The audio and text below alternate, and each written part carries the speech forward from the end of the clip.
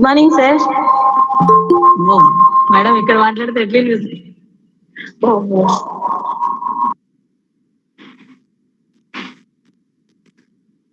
Book లో పెట్టినాం కదా.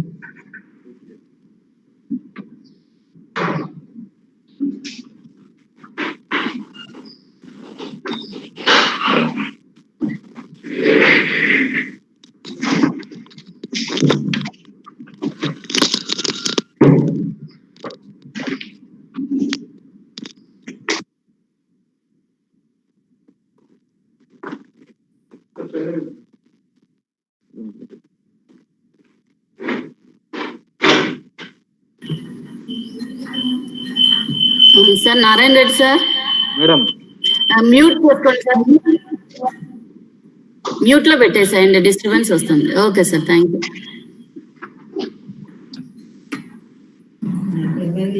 ఒకటే వీళ్ళు చెప్పేటప్పుడు కూడా వీళ్ళందరూ మ్యూట్ లోనే ఉన్నాను. ఆ డిస్టర్బెన్స్ ఏంటి మేడం? మీ సెల్లో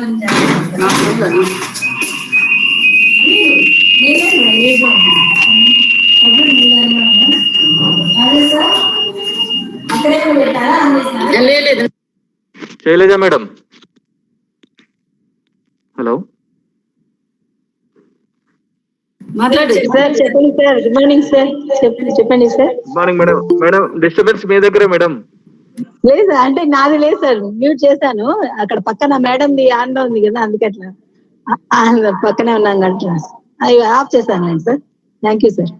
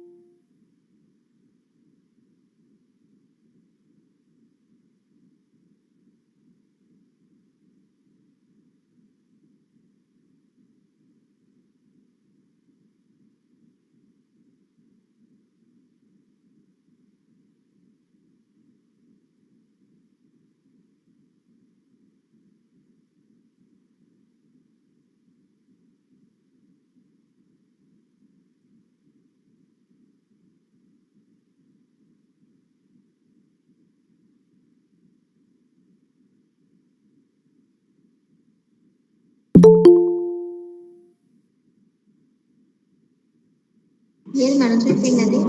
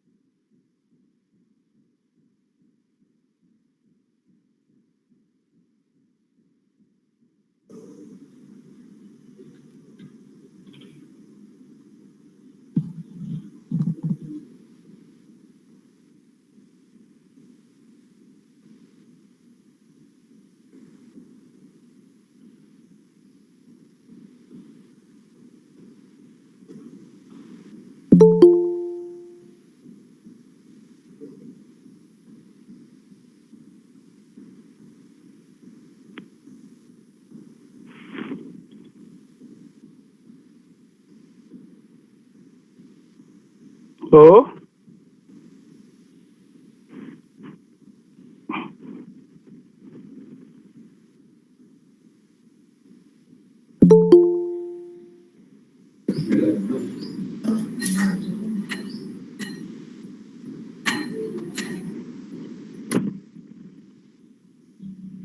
good morning, madam.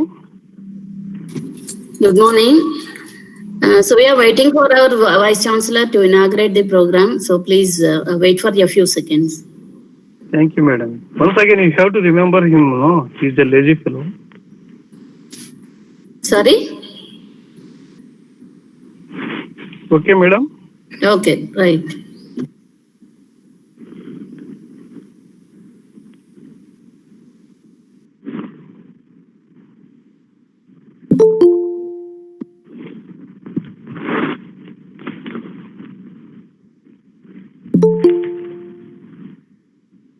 Good morning, sir.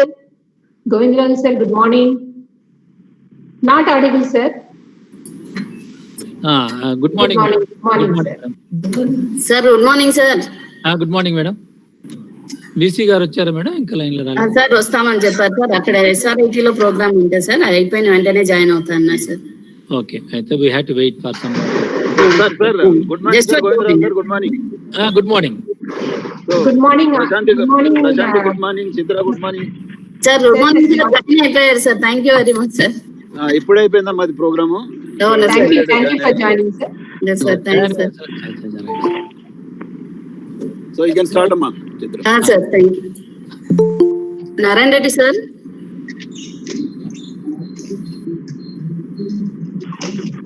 Narayan Reddy, sir. Madam? You start, sir. Yeah, okay, madam. Good morning to all of you. I take this privilege to invite chief guest of today's function, today's inaugural function of 1 week FDP, Professor A. Anandarao Garu, Honorable Vice Chancellor of Rayalaseema University, Kurnool, and in charge Vice Chancellor of JNTUA University, Anantapuram. And I invite Professor K. Govindarajulu, Principal, JNTUA College of Engineering, Anantapuram. Professor G. Prasanthi Garu, Director, Faculty Development and IQAC, JNTUA University, Anantapuram. The Program Coordinator of this 1 week FDP, Professor V.B. Chitra Garu, HOD of Humanities Department, JNTUA College of Engineering, Anantapuram. And the faculty members of Department of Humanities and other departments. And my dear participants, I welcome all of you for this 1 week FDP program on student induction program conducted by Department of Humanities, JNTUA College of Engineering, Anantapuram, and in association with Faculty Development, Directorate of Faculty Development, JNTUA University, Anantapuram. I am sure that this 1 week faculty development program will be a good platform to all the faculty members to enrich their knowledge on how to conduct the student induction program effectively and how to monitor, how to mentor the students in different aspects.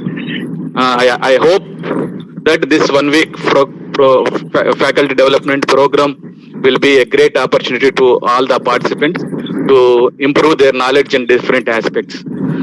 Thank you very much for giving me this opportunity. Over to Chitra madam. Thank you very much, sir. Sir, madam will cover all these topics, sir. Chitra madam. Yes. Okay. Thank you, sir. Good morning to one and all. Distinguished dignitaries of today's program, today's chief guest, Honorable Vice Chancellor of Rayalaseema University, Kurnool, and in charge Vice Chancellor of Jawaharlal Nehru Technological University, Anantapur, Professor A. Anandarao sir, Registrar of JNTUA, Professor M. Vijay Kumar sir, in absentia, Principal of JNTUA College of Engineering, Anantapur, Professor K. Govindarajulu sir, University Coordinator and Director of Faculty Development and IQAC, Professor G. Prasanthi ma'am, faculty members of JNTUA CEA, and dear participants. On behalf of the organizing team, I, Professor V.B. Chitra of JNTUA College of Engineering, Anantapur, extend a warm welcome to all of you and attend to the inaugural function of the 1 week online national FDP on student induction program that will be conducted from 14th December 2020 to 19th December 2020. This program is sponsored by the AICTE Faculty Development Cell, New Delhi, and is being organized in collaboration with the Directorate of Faculty Development and IQAC, JNTUA, Anantapur. JNTUA College of Engineering is one of the premier technical institutes established in 1946 and has been growing in all aspects. Now it is one of the constituent colleges of JNTUA Anantapuram that was formed in 2008. And regarding the Department of Humanities, this was established as an independent functionary unit in 1976. Since its inception, it has been catering to the steadily growing and diversifying requirements of all the branches of engineering. It offers language courses like English and French, and social sciences courses like MEFA, Managerial Economics, Universal Human Values, Research Methodology, and Constitution of India. Within a span of 10 years, the Department of Humanities has produced 12 PhDs in English and 10 PhDs in Management. And for the past 3 years, we have organized 5 one-week FDPs, 2 national conferences for the faculty and research scholars, and 5 short-term training programs for the students, which were sponsored under TechUp 3 program. And this is the 6th FDP we are organizing from the department, and the first sponsored program from AICTE Faculty Development Cell. I'm very much pleased to share that we are organizing another 1 week online FDP sponsored by AICTE Atal Academy in the month of February 2021. These things have happened because of the support and encouragement from the university officials and our principal. We expect the same support and encouragement from them in future endeavors also. And let me brief you about the FDP on Student Induction Program. Student Induction Program is one of the mandatory programs included in the AICTE Model Curriculum 2018 for the first year undergraduate engineering students and is to be conducted during the first 3 weeks of the fourth semester before regular classes begin. To ensure the implementation of SIP, AICTE has been training the faculty members since 2018 and has conducted series of workshops and still conducting the workshops to train the faculty. This FDP aims to provide knowledge to faculty members regarding the significance of the student induction program and learn how to improve the motivational levels of the students. The main objective of this program is to make sure that newly joined first-year engineering students feel comfortable on campus and to develop them holistically by providing training in all aspects of life. For this, training the faculty members on how to mentor the students based on the universal human values are the need of the hour. The faculty members who are to coordinate the SIP need to inspire the students from all walks of life. Here, I would like to quote William Arthur Ward, who gave an excellent definition of the quality of a teacher. Quotes begin, "The mediocre teacher tells, the good teacher explains, the superior teacher demonstrates, and the great teacher inspires." Quotes end. And to quote Brad Henry, quotes begin, "A good teacher can inspire hope, ignite the imagination, and instill a love of learning." Quotes end. These two quotes explain the qualities of a great teacher and especially for the process of learning. Learning happens efficiently in an environment where the students are given the opportunity to participate and experience the things in real life.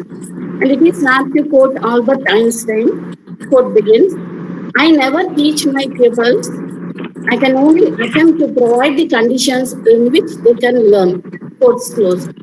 The best environment we can provide for our students are the ones that lead them to take responsibility for their learning. SIP is a right platform for them to do all these things.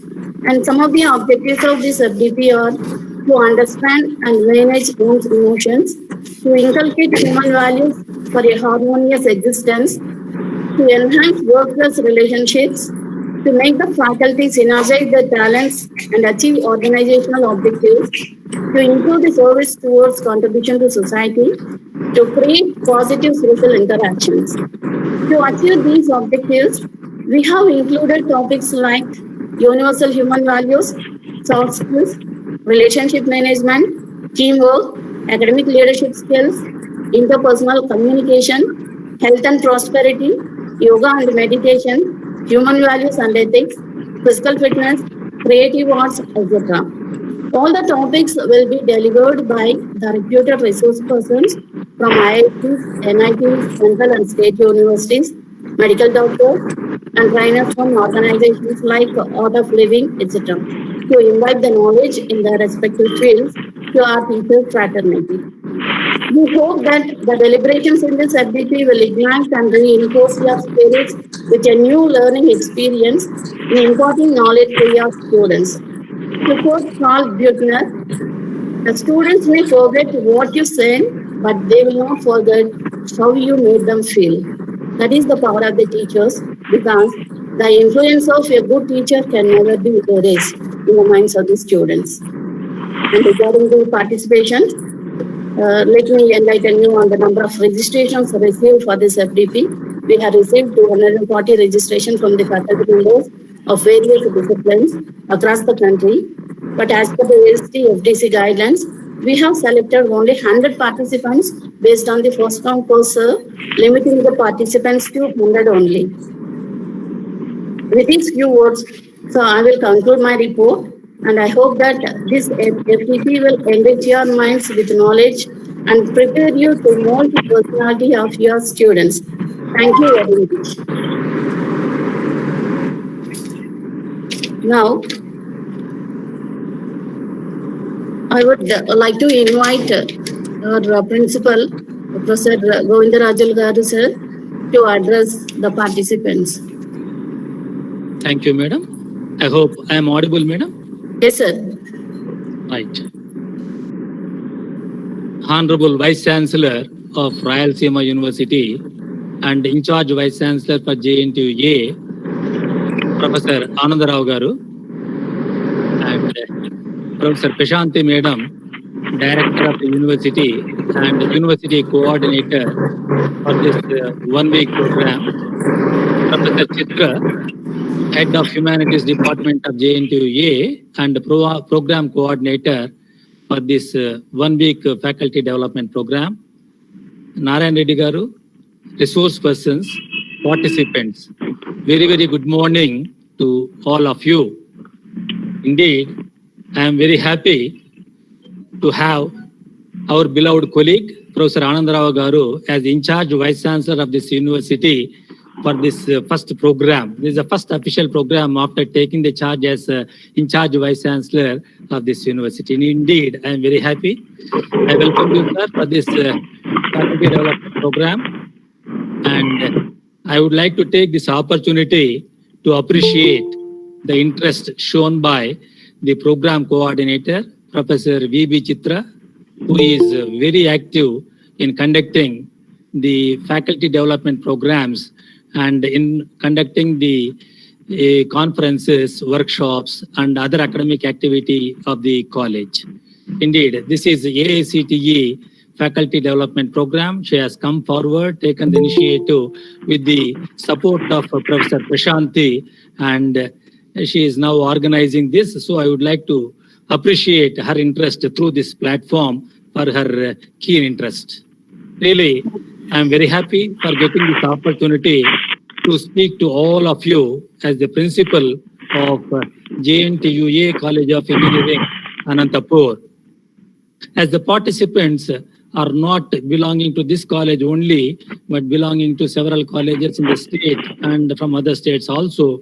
So I would like to introduce about our college in few sentences.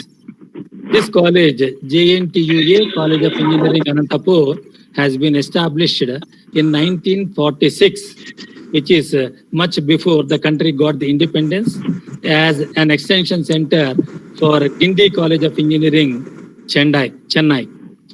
Later, in 1959, after the formation of the state of Andhra Pradesh, it has been shifted to the present location of Anantapur and brought under Sri Venkateswara University, Tirupati. In 1972, the government of Andhra Pradesh has started a technical university by the name Jawaharlal Nehru Technological University, Hyderabad, and made this college as one of the constituent college of this university. Later on, in 2008, after the trifurcation of the Jawaharlal Nehru Technological University, the Jawaharlal Nehru Technological University, Anantapur, has been established. JNTUA has been trifurcated to JNTU Anantapur, JNTU Kakinada, and JNTU Hyderabad. And our college has been brought under JNTU Anantapur as a constituent college. This college has been granted autonomy by University Grants Commission, and the National Board of Accreditation has granted accreditation twice to this college. I am happy to inform you all that the National Institution of Ranking Framework, NIRF, has ranked this college as 85 for this year. And Ministry of Human Resource and Development, New Delhi, has recognized this institution as a technical education quality improvement center and granted an amount of 7.5 crores of rupees to this institution. And under this, we are conducting several programs like symposiums, conferences, workshops, and webinars, etc. And I'm very happy to inform you all that our university, JNTUA, got the prestigious national award in NSS, which is conferred by Honorable President of India in 2015-16. And recently, one of our student, Naveen Kumar, received the National Best Volunteer Award during the year 2018. It's all about our college. And coming to this 1 week faculty development program, Professor Chitra has selected a beautiful topic, which is very apt. Really, the academic year is going to start now.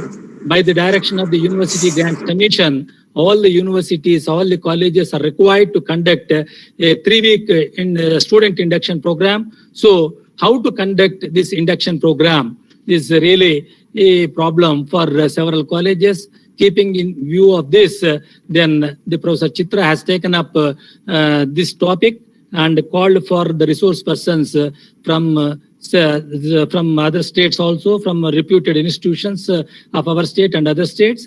And she is conducting a 1-week faculty development program and is really very good. And all of us know the higher education institutions play an important role in development of an individual, a family, and a society, and in laying the foundation for a strong nation. The goal is to enrich all the fields of knowledge, inculcate the sense of responsibility, and enhance the inner potential of an individual. In the process, an induction program is organized with a purpose to help the students to acclimatize with the new surroundings, to develop a bond with the fellow students and with the teachers, and to develop the sensitivity towards various issues of social importance, relevance, and to imbibe human values so as to become the responsible citizens of the country. So in the induction program, the students will learn about the institutional policies, the processes of the institution, the practices followed by the institution, the culture and the values by different activities such as the physical activity and creative arts and culture, mentoring and universal human values, familiarization of the department by college, and literacy activities, proficiency modules, lectures and workshops by eminent people, and visits to local areas, extracurricular activities, and finally the feedback from all the students. Really an excellent program. I hope all the participants belonging to different colleges will take keen interest in this program and learn in detail from the resource persons and implement them in our colleges. And let us have the good practice of giving a good induction program to all the students, so that the objective of this 1-week faculty development program and the objective of University Grants Commission in conducting the faculty development program will be successful. I once again request all the participants to take very keen interest and know in detail about all these programs. And thank you very much. I wish you all the best. Thank you. Thank you very much, sir. You have detailed all the details related to genesis of JNTUA College of Engineering, Anantapur, and also explained briefly about the objectives of this FDP. So really, your words are encouraging, and with your support, so definitely I would like to conduct some more programs in future also. So thank you very much for your inspiring words, sir. Thank you very much. And now, I request the University Coordinator and the Director of Faculty Development and IQAC, Professor G. Prashanti Ma'am, to speak on this occasion. Prashanti Ma'am, over to you. Thank you, Madam. Please permit me to share the screen. Okay. My address. Yes.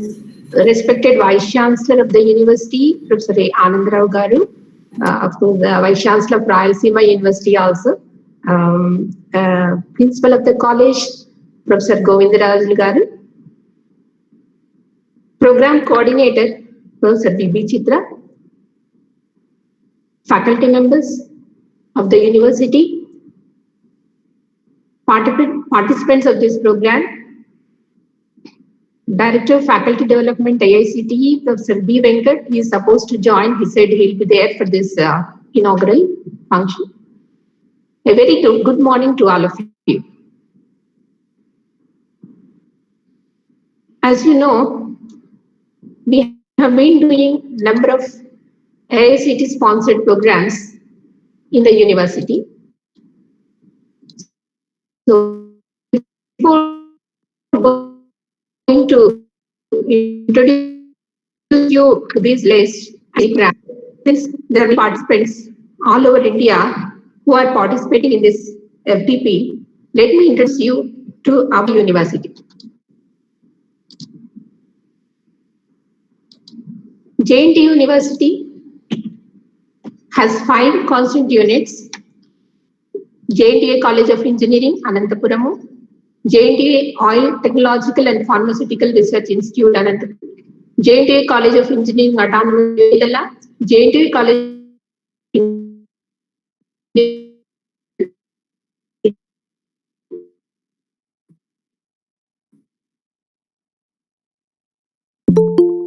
and Madam, sorry, madam, you are not audible.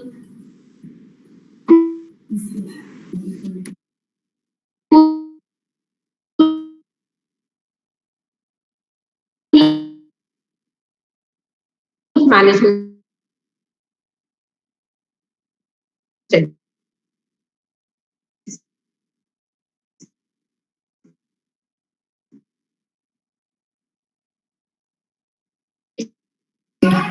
Madam Prashanti ma'am, you are not audible, ma'am. Am I audible? Now it's okay, ma'am. Ma'am? Yes, ma'am. Now it is okay. Okay, maybe. Yeah. So a bit about our university.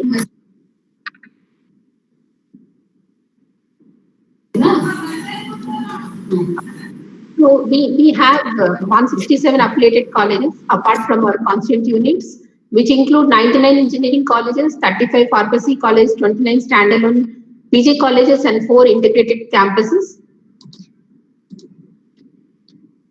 And JNTU University is offering BTech courses in 14 different branches of engineering besides B Pharmacy, Pharma courses, and the UG programs. We are also offering 67 specializations and in various MTech and M-Pharmacy courses, and we have 14 research programs offered in different disciplines. In our university, about 21 institutions have been granted autonomous status and 43 institutions have been recognized under Section 2F and 12B status of UGC. And many institutions are accredited by NAC, and various programs are offered by many institutions are accredited by NBA. University is also offering a postgraduate program, Master of Science in Information Technology, in collaboration with Carnegie University, USA, with the support of the government of Andhra Pradesh. University is offering MS Computer Science in collaboration with Chicago State University, USA. University has signed MOU for training program in collaboration with Beijing Institute of Technology, Sweden, for 3 years of study at JNTUA College of Engineering, Ananthapuram, and 1 year of study at Sweden. Many students have been given admission since then. We have also collaborations with various industries: MTech, Internet of Things in collaboration with Electronic Systems Private Limited, Vijayawada, a pioneer in IoT, and MBA FinTech in collaboration with Oracle Corporation. So as you know, we have an MOU with the university, with AICTE, and we have been granted to grants to conduct 11 FDPs. So we have already done with 5 FDPs, and this is our 6th FDP, which is related to induction program for students. So we have distributed these programs to all our constituent units so that we can diversify to various topics. So in computer science, we have done quantum computing and machine learning program. In mechanical engineering, we have got thermodynamics and its applications. And we have one program exclusively for librarians, emerging tools and techniques and services for the librarians and faculties. We have completed an FDP on advances in teaching and research in fields of green energy and sustainable development. We also have a laboratory and workshop learning skills in conducting practical classes in future. And we have done a general course. We have also done a course in management, and we have another beautiful program which is going to be conducted by School of Management Studies, and we have a general program which will expose you to the NBA NAC accreditation process and world ranking processes. So all this information is available in our web portal. Interested participants can look into that. Now coming to this present program. So this program actually is a very beautiful program which is designed by our university. We have the privilege of being the regional coordinator for this student induction program also. In fact, I'm the regional officer to coordinate the conducting the FDP programs regarding student induction program, and also the National Coordination Committee subcommittee member. And I had the privilege of conducting many FDPs regarding the student induction program under university and under AICTE. This student induction program amalgamates an integrated whole which leads to its high effectiveness in terms of building a healthy lifestyle, creativity, bonding, and character. It develops sensitivity towards self and one's relationships, builds awareness about others and society beyond the individual, and also in bonding with their own batchmates and senior students as well as faculty members. SIP has some specific goals to help the students. The students have to get an exposure to a holistic view of life, developing awareness, sensitivity, and understanding the self, family, society, national, international, and entire nature. They should become familiar with the ethos and culture of the institutions. Of course, this is based on the institutional culture and practices. And the students have to set a healthy daily routine, creating bonding in batch, as well as between the faculty members and students. This student induction program must facilitate them in creating new bonds with peers and seniors who accompany them throughout their college life and beyond. And the students have to overcome weaknesses in some essential professional skills. Only those students who are a bit lagging in mathematics or any other language proficiency modules, they have some specific hours related here in the student program. As you know, this is a 3-week mandatory program, which is to be conducted by all the institutions. AICTE has given certain guidelines. The SIP has 9 modules. Of course, it is my responsibility to let you know that at least approximately how many hours are to be dedicated for these 9 modules. So SIP module 1 covers universal human values. Now we call it as UHV1, that portion or the syllabus, which is to be given 22 hours. SIP module 2 is physical health and related activities, which is to be given 51 hours. SIP module 3 is related to familiarization of department, branch and innovation, which is to be allotted 6 hours. SIP module 4, visit to local areas, is about 10 hours. SIP module 5, lectures by eminent people is to be given an importance of 6 hours. SIP module 6, proficiency module, again 6 hours. SIP module 7, literary activities, 30 hours. SIP module 8, the creative practices, it should be given 49 hours. SIP module 9, other co-curricular activities, is to be given 6 hours. So these are the hours to be dedicated to these 9 specific activities. So this is the plan given by AICTE. So when Chitra madam was very much enthusiastic in conducting the FDP programs, I have just requested her, madam, why don't we do this beautiful program? Anyhow, I'm here as a regional coordinator conducting so many programs. Madam was, she immediately said, wow, madam, I will definitely do it. I'd love to take up this program. Thank you very much, Professor Chitra madam, for coming forward to conduct these programs. So according to AICTE norms. Now, one request from our side is all the participants, please take note of all the aspects which are covered in this program, because this is designed as per AICTE curriculum, as per AICTE guidelines. So, and try to implement whatever you have acquired here, whatever you learned here, in your institutions so that the students will get maximum benefit out of these programs. So another important thing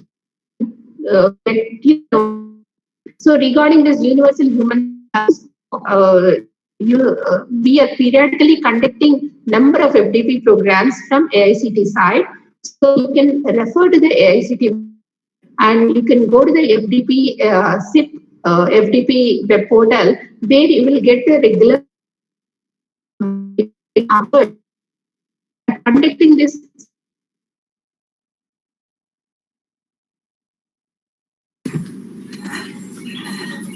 Sorry, madam, you are not audible, ma'am.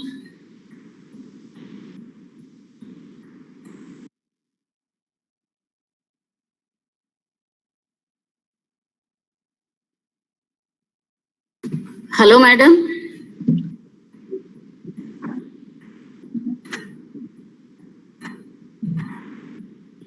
Prashanti, ma'am. Yeah.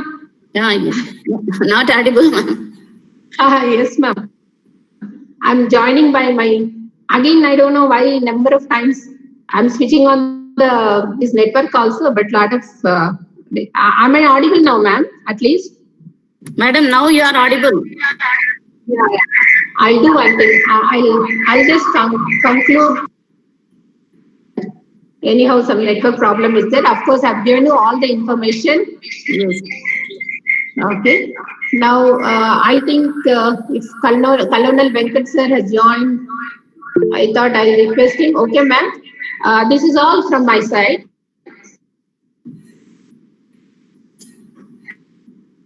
Wish all the participants make utilize program to your maximum extent. All the best. Thank you very much, ma'am. So you have given a detailed description of genesis of JNTUA, its affiliated colleges, constituent colleges, and number of programs you have done under this program, AICTE, FDC, under sponsorship of AICTE, FDC. And also you have given detailed description of how to conduct student election program in 3 weeks. And the modules. So definitely our faculty members will note down what these modules to be conducted when they go back to their institutes to conduct the student election program. And thank you very much. And I personally thank you very much, madam, from my heart for encouraging me a lot and supporting me. Thank you. Thank you very much. Thank you very much. Now, I would like to invite Mr. Tabriz Khan. Madam. Yeah, sir, Colonel Venkat sir, are you there, sir? Before we go to Vice Chancellor, sir. Sir is not there. Madam, it's not clear, ma'am. Not able to understand. Ma'am, you can proceed, ma'am, whether Colonel Venkat sir is from AIC. You can proceed, ma'am. Okay, ma'am, thank you. Prashanti madam. Yeah, sir. Madam, మీరు ఒకటి close చేయండి madam. Two దాంట్లో join అయ్యారు. So we are getting disturbance madam.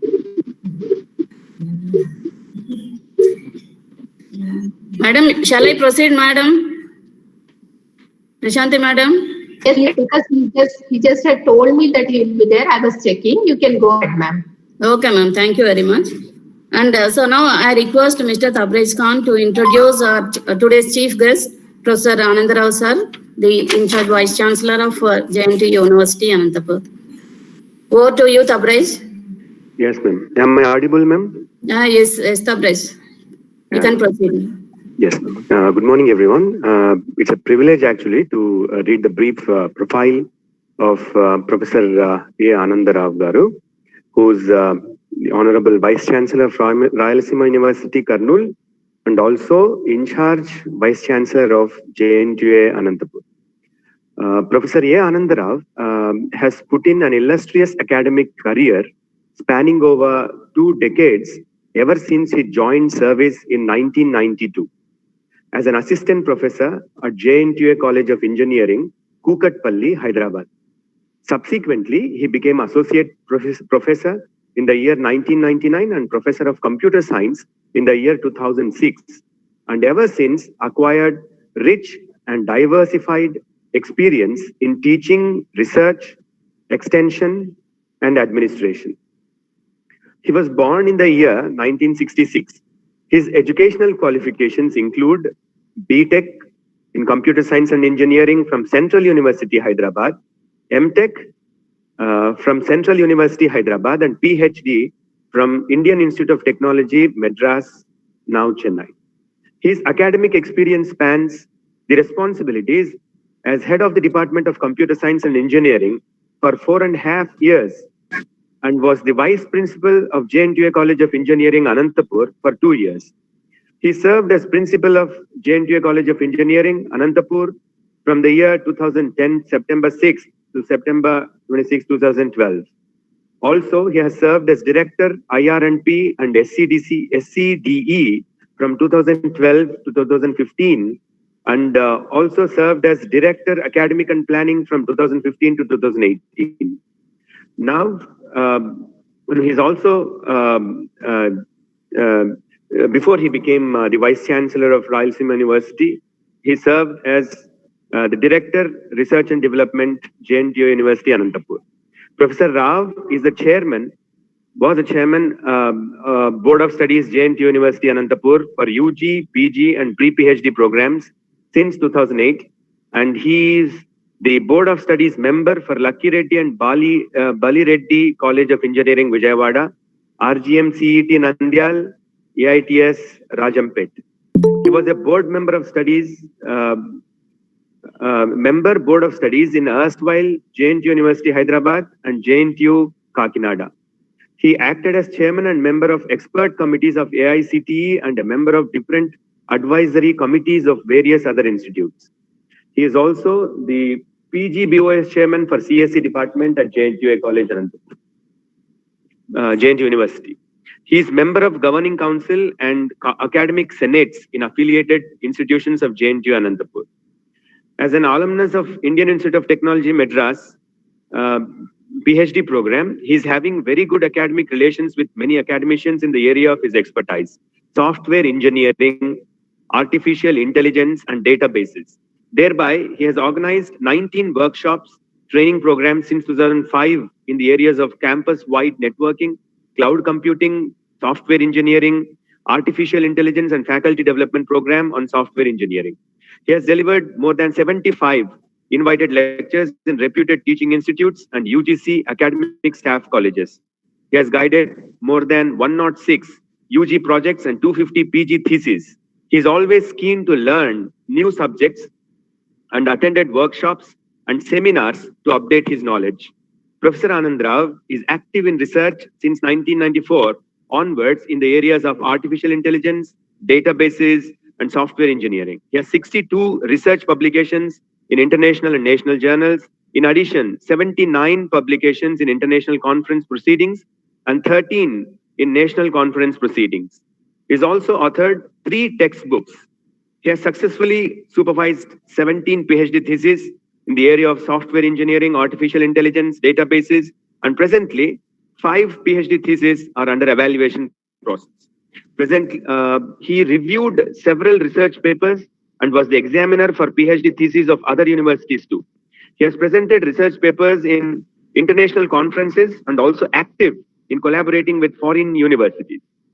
He started new MTech course in with artificial intelligence specialization in the department of CSE, JNTUA College of Engineering, Anantapur.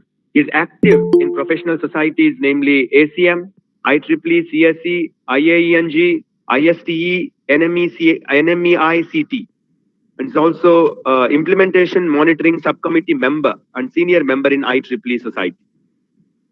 He has worked with dedication in every administrative post held.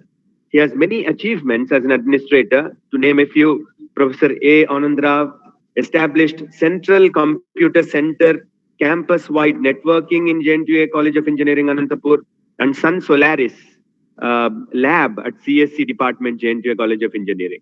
He coined terms like icon and pixel. Icon related to interconnection of students, and pixel is the name of student symposium in the department when he was the head of CSE. He introduced a new MTech course with artificial intelligence specialization in CSE department. An 8-lane sports track has been laid and an open-air auditorium has been constructed in his tenure as principal. He introduced online examination, choice-based credit courses, MOOCs courses in UG and PG curriculum. He has also introduced minor, degree, discipline concept, gap year concept is also introduced in the UG curriculum. He developed and uploaded digital diary and digital calendar in JNTUA website in the capacity of Director Academic and Planning, JNTU University Anantapur. Professor A. Anand Rao has many achievements as an academician, to name a few. He received Best Teacher Award from State Government of AP in 2014, Best Computer Science Engineering Teacher Award from ISTE AP section in 2013. He received 2 Best Research Paper Awards at Hong Kong in 2009 and AITS Rajampet in 2013. He received 2 Best Papers Awards at RUSE Bulgaria, RUSE Bulgaria, Europe in 2014 and Nanded in 2015. He has 4 Indian patents. He visited London to present a research paper in an international conference in 2015. Professor A. Anand Rao is the admission officer for PGE CTE CET 2012, regional coordinator to conduct ICET, ECET, and MSET for the years 2011 and 2012. He is university representative for ICET 2013, presiding officer to conduct GATE 2011, 2012, and MSET 2009-2010. He is nominated as state-level committee member for Engineering Common Entrance Test, ESET 2012, and MSET 2012 by APSCHE, APSHE. He is an NME ICT committee member. He is contributing for the development of Jawaharlal Nehru Technological University Anantapur as Director of Research and Development in Academics and Research Front was.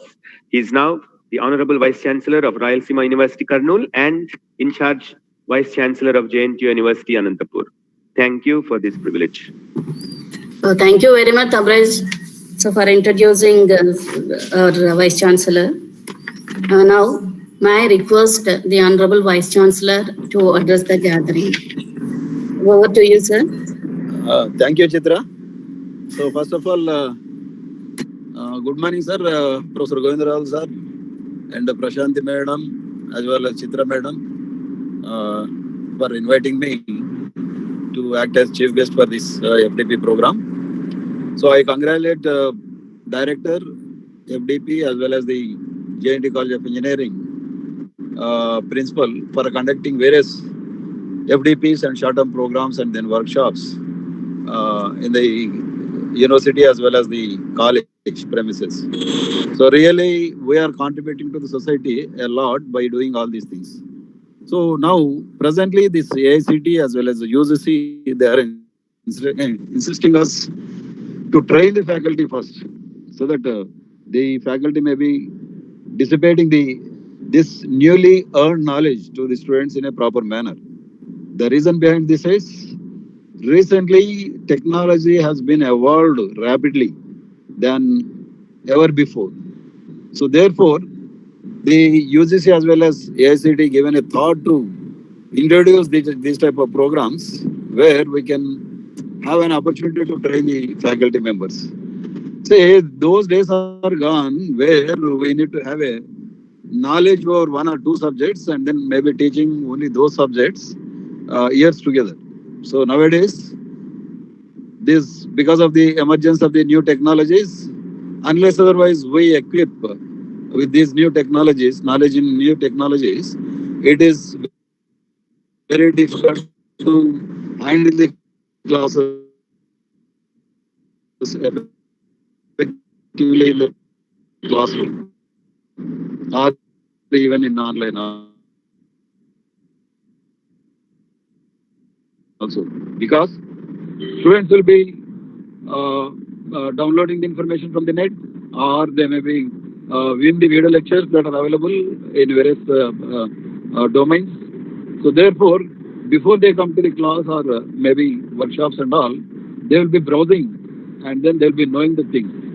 So if we do not know about all these things and then if we go to the class as it is, definitely will be facing uncomfortable positions because those people will be asking several doubts related to the latest knowledge. So therefore, teacher has to equip the new knowledge, and whatever the new knowledge that is emerging and then learned by the teacher should be incorporated into the old subject that what we are teaching, and then we need to maybe modify the teaching methodology of that subject, which will tune the inclusion of these new technologies and which will be delivering the effectiveness of the lecture to the students. And definitely, as Chitra told that there are only 100 participants have been asked to participate in this because due to the constraint of the ICT. But apart from this 100, within this 100, only 52 or 60 members have been joined, including ourselves, that is administrators or then chief guests, and then the organizers of the faculty, this faculty program, faculty development program. So it is unfortunate that people are not taking it as a serious, and then they are not utilizing the opportunity that is given for them. So once we apply for a certain program, it is the responsibility of the participant to participate in it and then maybe acquire the knowledge. It is not just for the maybe taking the certificate. We can acquire more number of certificates by even not attending, not learning anything also. But still, at the end of the day, people will ask, what is that your knowledge in the teaching? So therefore, if not today, tomorrow, at least we have to learn the things. So that is that is why it is better for us to learn early than late, so that we will be in a comfortable position. So yesterday and then today morning also I participated in some of the programs like this, and everywhere the latest technologies knowledge is introducing in this type of programs. It is really, I'm very happy because the techniques or tools, whatever it may be, which are emerging in latest technologies like artificial intelligence and then machine learning and then data science and then big data or data analytics, etc.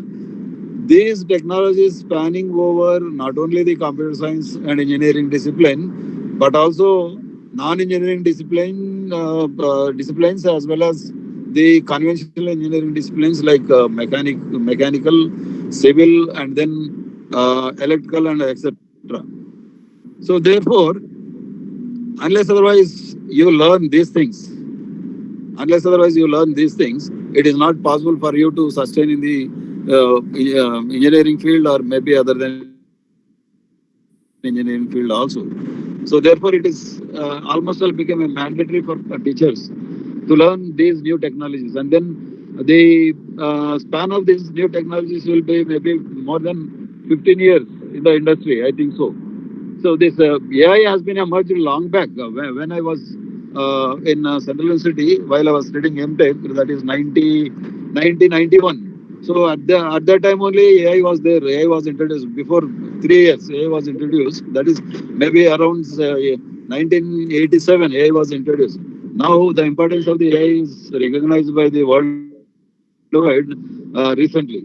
So therefore, irrespective of the maybe whether it is a technology that is useful for today or not, if it is better for us to have a knowledge over this right now, and then whenever the usefulness of that knowledge comes in future, we will be in a position to talk about it. So therefore, don't waste your time and don't neglect these things. See, getting this type of knowledge from experienced people and then industry is very difficult for us actually. So therefore, when we were studying to get information, small information, we used to go to library and then struggle a lot for getting simple information. But now information is within the fingers of these participants. So therefore, since information is available, it is easy for you to maybe enhance your skills. As Chitra told, we can only inspire you. We cannot teach everything. So after getting inspiration, definitely it is the responsibility of the faculty member or student to enhance their knowledge. Unless otherwise they concentrate and then they experience this after going from this FDP, you listen and then you forget after some days. So the responsibility of the participants is you need to experience it, you need to practice it, and you need to maybe integrate into the slides that you are already having with your teaching methodology, and then try to have a new direction for the students to maybe learn from your teaching. So I wish all the best for the participants, and then I thank the administrators for giving this opportunity. And this is the first program that I have participated in JNTUA as in charge vice chancellor of JNTUA as well as vice chancellor of RU, Rayalaseema University. And since I am entering into the mountains area, so I hope this maybe signal will not come. That is why I would like to maybe close the speech. Already several people have told about this program and all. So therefore, since I am traveling to Rayalaseema University, so within 1 or 2 minutes, I will enter into the mountain area where I cannot get any signal. Thank you very much. Thank you, sir, Principal sir, and then Prashanti madam, and then HOD. Thank you very much, sir. Asking me to join and then making this program. All the best for participants and then administrators. Thank you. Thank you very much. Thank you, sir. Thank you for all your valuable letters and your encouragement. And we have surely not missed you.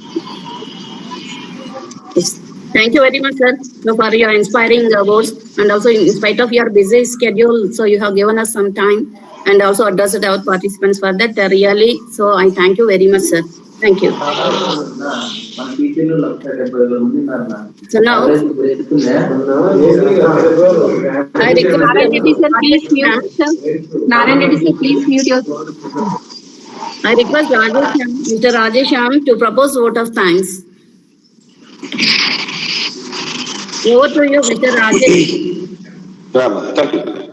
Honorable Vice Chancellor of Rayalaseema University, Professor Anand Rao sir, and Vice Chancellor in charge of JNTUA, Principal sir, Professor K. Govindaraju sir, University Coordinator, Director, Faculty Development and IQAC, JNTUA, Professor Prashanti ma'am.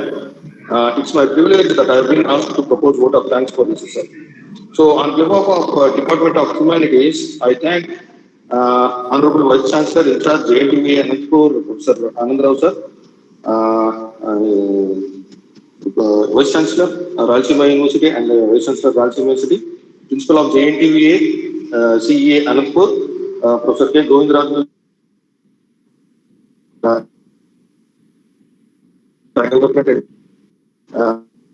very much this particular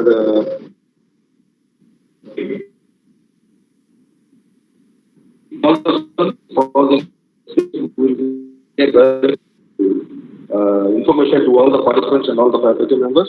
I thank all the faculty members of JNTUA, the CEA, and all others. So I thank all the participants. I thank all my colleagues who have been a part of this particular program. I thank each and everyone. Thank you. Thank you very much. Thank you, Mr. Rajesh.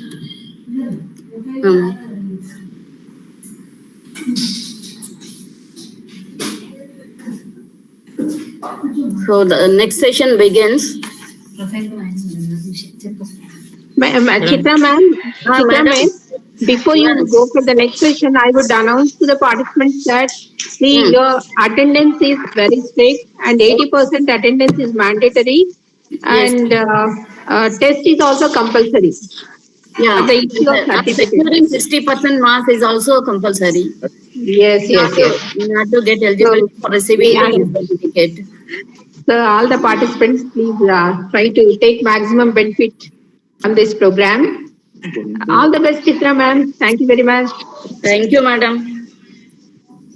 Thank you, Principal sir, Anand sir, and Narayan Reddy sir. Thank you very much, sir. All the best, madam. Thank you, sir. है क्या था sir ऊपर ऊपर है हाँ ऊपर इन्हें क्या कहते हैं इसे फोन करो तो सार भी सुनते रहते हैं तो कैसे करो बोले तो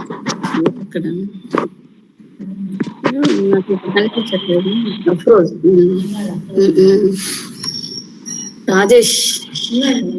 Rajesh, are you there? Ma'am, I'm ready. Are you ready? Yeah, ma'am, I'm ready. Yeah.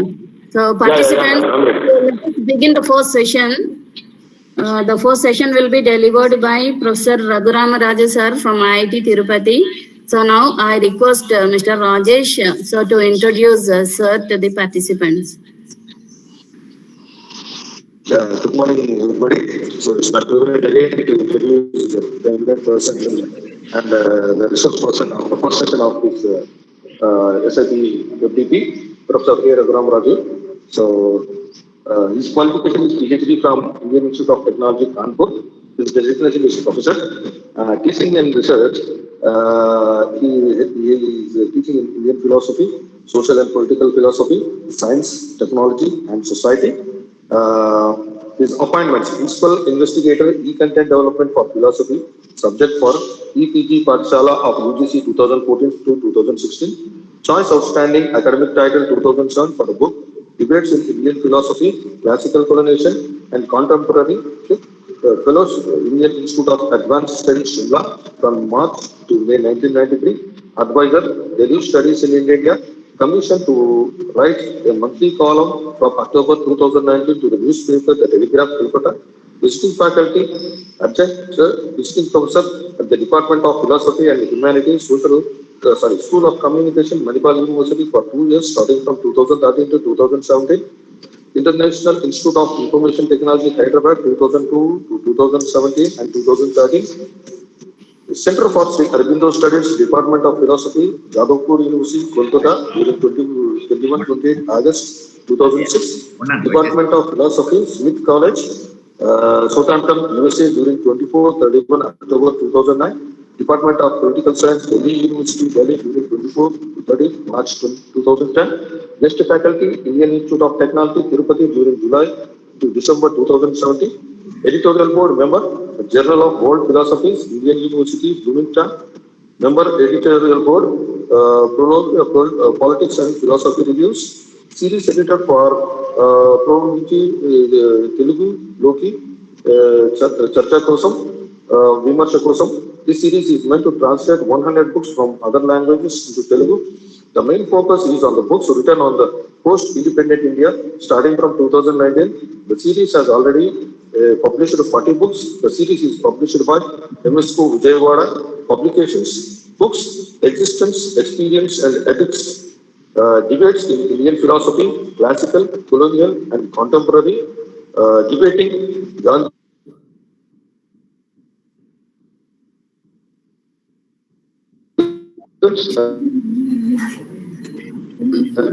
Mr. Rajesh, you are not audible, please.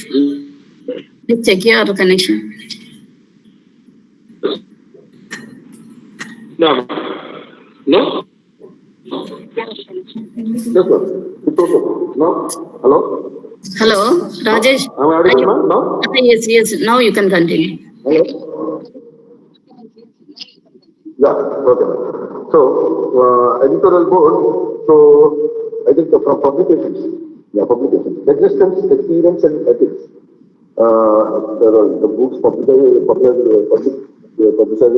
A. Raghuram Raju sir. Debates in Indian Philosophy, Classical, Colonial and Contemporary. Debating Gandhi, a reader. Enduring colonialism, classical presence and modern absence in Indian philosophy. Grounding morality, freedom, knowledge, and plurality of cultures. Okay, so this is the brief introduction of Professor A. Raghuram Raju sir, Professor from IIT Tirupati.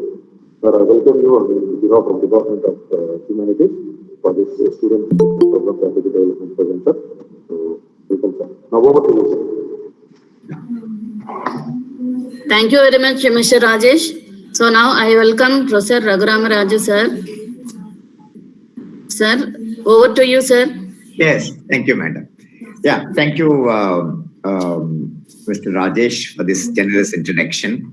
And I am extremely thankful to Dr. Chitra for asking me to speak to you. Let me begin by asking this question regarding what should be the relationship between a student and a teacher. Now, as a student of philosophy, my job is to not just keep on telling you, add information which you already know or maybe not relevant to you, but analyze these concepts and discuss them. I begin by asking all of us, the teachers, that we have a problem in dealing with students, and most of the time we are confused about what is the problem with the students in their pursuit of learning. So I asked this question regarding what is the problem that teachers today, particularly in India, face with their students. And so that means it is a reflection on the people with whom we have to deal during the prime time of our life. You know, we deal with our students when they're during this prime time. So that is the reason why we have to be very careful, and we should also take this job seriously in dealing with this issue.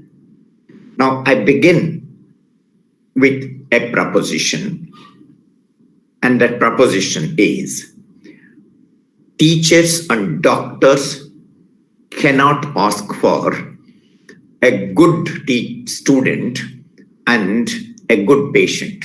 If a doctor says that I want a neat patient, then he is not a good doctor. But suppose if the teacher says that I want a good student, then there is something wrong. We have to manage with the students who are with us. Because please remember, in these days of social inclusion, we cannot all the time talk about quality standards. Standards cannot be the premise. By this, I'm not saying that you should dilute standards. No, that's not the point that I'm trying to make. I'm saying that most of the time, we are under the impression that a good student is my premise from where I start. Those were the days where, where standards mattered and excellence only the criteria for dealing with students. Those days are no more with us. Now we are in a democratic setup where we have to really spend a lot of our time in trying to educate people who come from different social backgrounds, different economic, levels, and different linguistic backgrounds. So it is a very, very difficult task for teachers. I agree with that. So we cannot ask for only good teachers, good students. But what we should actually strive for, so I make a distinction between asking for a good student and striving to make a good student. I think we should not in the beginning ask for a good student, but our endeavor should be to make a good student. Okay, I'll explain what it means in this 1.5 hours that Madam has given it me. That is, if you get, what is the job of a doctor? The job of a doctor is, however bad is a patient, the job of a doctor, ideally speaking, is to see that the patient leaves the hospital healthy. In the similar way, a teacher is the one who receives students from different backgrounds, not with illness, but, seeking for knowledge. And then we have to really make them, without making compromises, to the best of our abilities, to make them a good students. Because a good student is the one who will remember a good teacher. Okay. Okay, the best way to make sure that you are remembered subsequently is because of you are making good students. Bad students will not remember you. They try to forget you. It's only the good students who will remember you. Like we care for our children and want to make them good, I think as teachers, it is necessary, like a doctor for the patient, to make a student a good student who will be remembered. Please just reflect for a minute. Whom do you remember today, from your past? Who is the person who has made you proud to be, teaching in engineering colleges today? You're good teachers. You don't remember your bad teachers. You remember your good teachers, even though they were very harsh to you at times. It is not necessary to be harsh with the students. But even if they were harsh, you will convert that harshness, that pain, that even, that embarrassment that you have faced perhaps. Now we'll say, oh, because of that, this is what my teacher did. And I learned a lot in thermodynamics, in whatever field of engineering or science or humanities you are in. So we do remember the good teachers from our career. So similarly, it should be and ought to be our task to make our students to be good students. And that's the biggest asset that you can ever, gain in your life.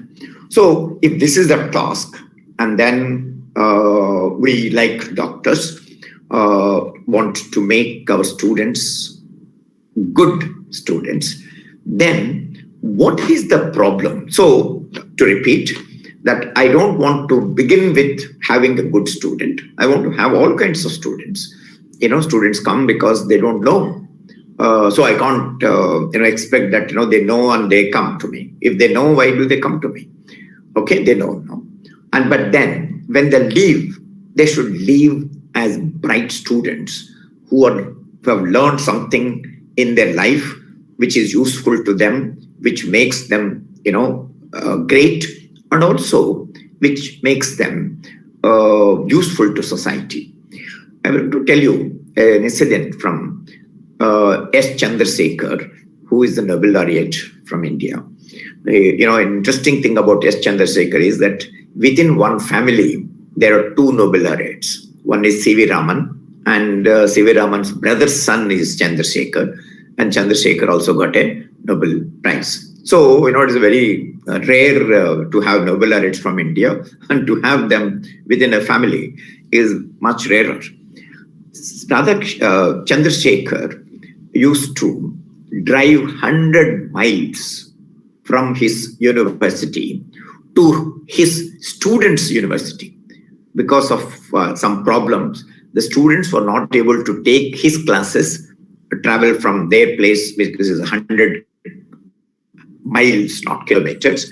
So he would travel once, I think, a week or once a week, and teach them all that he was teaching in his university, teach the same thing again after driving 100 miles to reach their student and teach them. And what it actually meant? And they were Chinese students, I think. And what is the what is the result of it? After he got Nobel Prize, I think after 2 or 3 years, both the students got Nobel Prize. Okay, so look at the kind of investment that one has put. So if you're interested in reading more about it, please read the biography of Chandrasekhar. It's a fascinating biography, just 100 pages. It makes a very, there are some really fantastic things about this man. Okay, he also wrote, non-scientific works, which are very, very useful, accessible to people like me who do not know science and technology. So that is a kind of an investment that we should actually keep in front of us. I know this looks very idealistic, but then we all live in idealism. Okay, we don't live in only, this is, we all look for better, making things, better. That's the human tendency. So I know compared to this, you may not have your students if in front of you who are very bright, who are interested, they may not listen to you. I understand it. I also have, students in front of me. Despite this realism, this reality in front of us, as an young nation, it is our job as teachers to, still strive with this idealism. The reason why it is very important is, human beings spend their childhood with parents. The moment they become adults, they are handed over to teachers. So, and they spend their time with teachers, and they are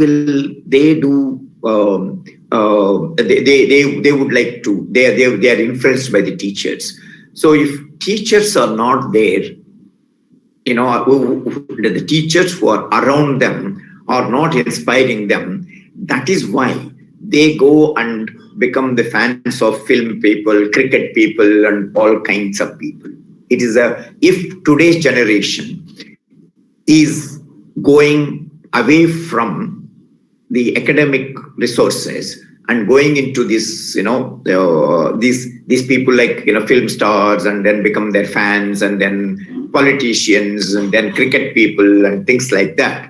It is not only the fault of the students. It's also to some extent, the teachers are also, are found wanting. Because I used to remember that there is a decline in the impact of teachers on students. It is declining. Once upon a time, I would be the one who would actually all the time, I would find out from my teachers what are they doing, like lifestyles, how do they read, how do they write, how do they teach, how do they prepare, things like that. We used to be very curious. Now people are interested in how did this film star, shave his beard, trim this thing, what did he eat?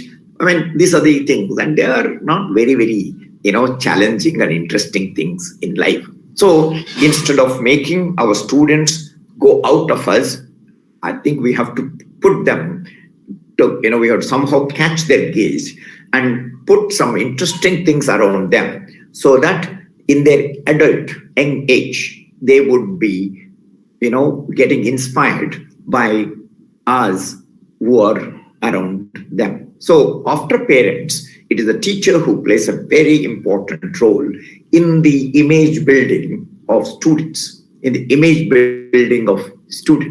So I think there we should not let them down. One way to avoid letting them down like that is to capture their attention and then keep them around us. And how I will now discuss what are the things that we could do in order to capture their attention, so that they are within the boundaries of education and don't go and waste their time on this cheap entertainment, which is sometimes very vulgar, often very vulgar, and then things like that. Okay, so let me begin by stating this problem. The problem with the relation between teacher and student today is best captured in a parable that comes from Mullah Nasruddin. Nasruddin was once found, searching for something under the light. And then a passerby, he was just going through and found him searching for Mullah Nasruddin, searching for something. And then on his return, he still finds him searching. So he says, what are you doing? He said, I'm searching for the key that I lost. And this passerby also joins him and tries to search for the key. And after some time, the passerby gets a doubt and asks him, Nasruddin, where did you lose it? Nasruddin says that I lost it there. pointing out a faraway distance. And then he gets angry and asks him, but why are you searching here? He says, I am searching here because there is light. Okay, so most of the time when I sit in these committees where I look at, we are discussing about students' problems and things like that, I often find people coming up with answers. But I find that these answers have no questions. There are solutions, but we don't know what is the problem with the student. I think the problem with the student, finding out what is the problem with the students of this generation has not been thought about sufficiently or properly. So that's the reason why I think that we have to spend more time, not in solutions, not in searching for, for the key. If you have lost it somewhere else, and if you, search it somewhere else, you will not get it. So you might spend so much of time, various committees, this and other, disciplinary committee, that committee, ethics committee, moral committee, then committee. I don't think they're all solutions. I think the problem lies in our not paying attention to identifying, diagnosing what is the problem with the generation of students today. I think one of the biggest problem, to my mind, I may be wrong, I hope I am proved wrong, is we have not understood the problem that the students face.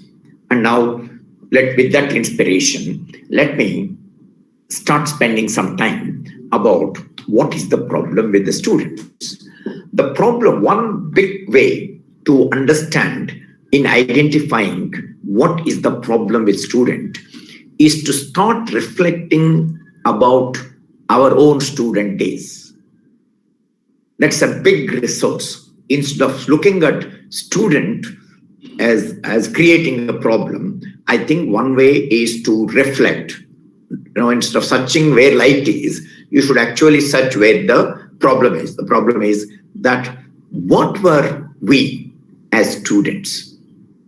How did we behave as students? And I think that it is necessary to start there. The reason why it is necessary to start there is that most of the time I find many of my colleagues trying to forget about their life as students, okay? And because it is very embarrassing. Maybe they were not good students. They made some mistakes. Like, now, so, you are very mischievous when you are a student. Now you find a mischievous student in your class, and then you want to punish that fellow. And then, you want to forget about it. This is the big mistake. I think I am of the opinion that instead of trying to forget about ourselves as students, we should actually remember. Once you start remembering yourself as a student, you will understand. You will start understanding your students better. Okay? Because Freud makes a distinction between suppression and repression. Okay? And in fact, if you look at some of the plays of T.S. Eliot, particularly Family Reunion, you'll find that there is a lot of this guilt of our past accompanying us, haunting us. I think it is possible to avoid that. Okay? And it is necessary to start reflecting about ourselves. Instead of repressing, Freud makes a distinction between suppression and repression. Suppression is an activity where you know what you are suppressing. And you can easily get out of it if you want to. Repression is civilizational. You do not know what you are repressing. Okay, that is more dangerous. So most of the time, we try to repress our life as a student, as teachers. I think we should not.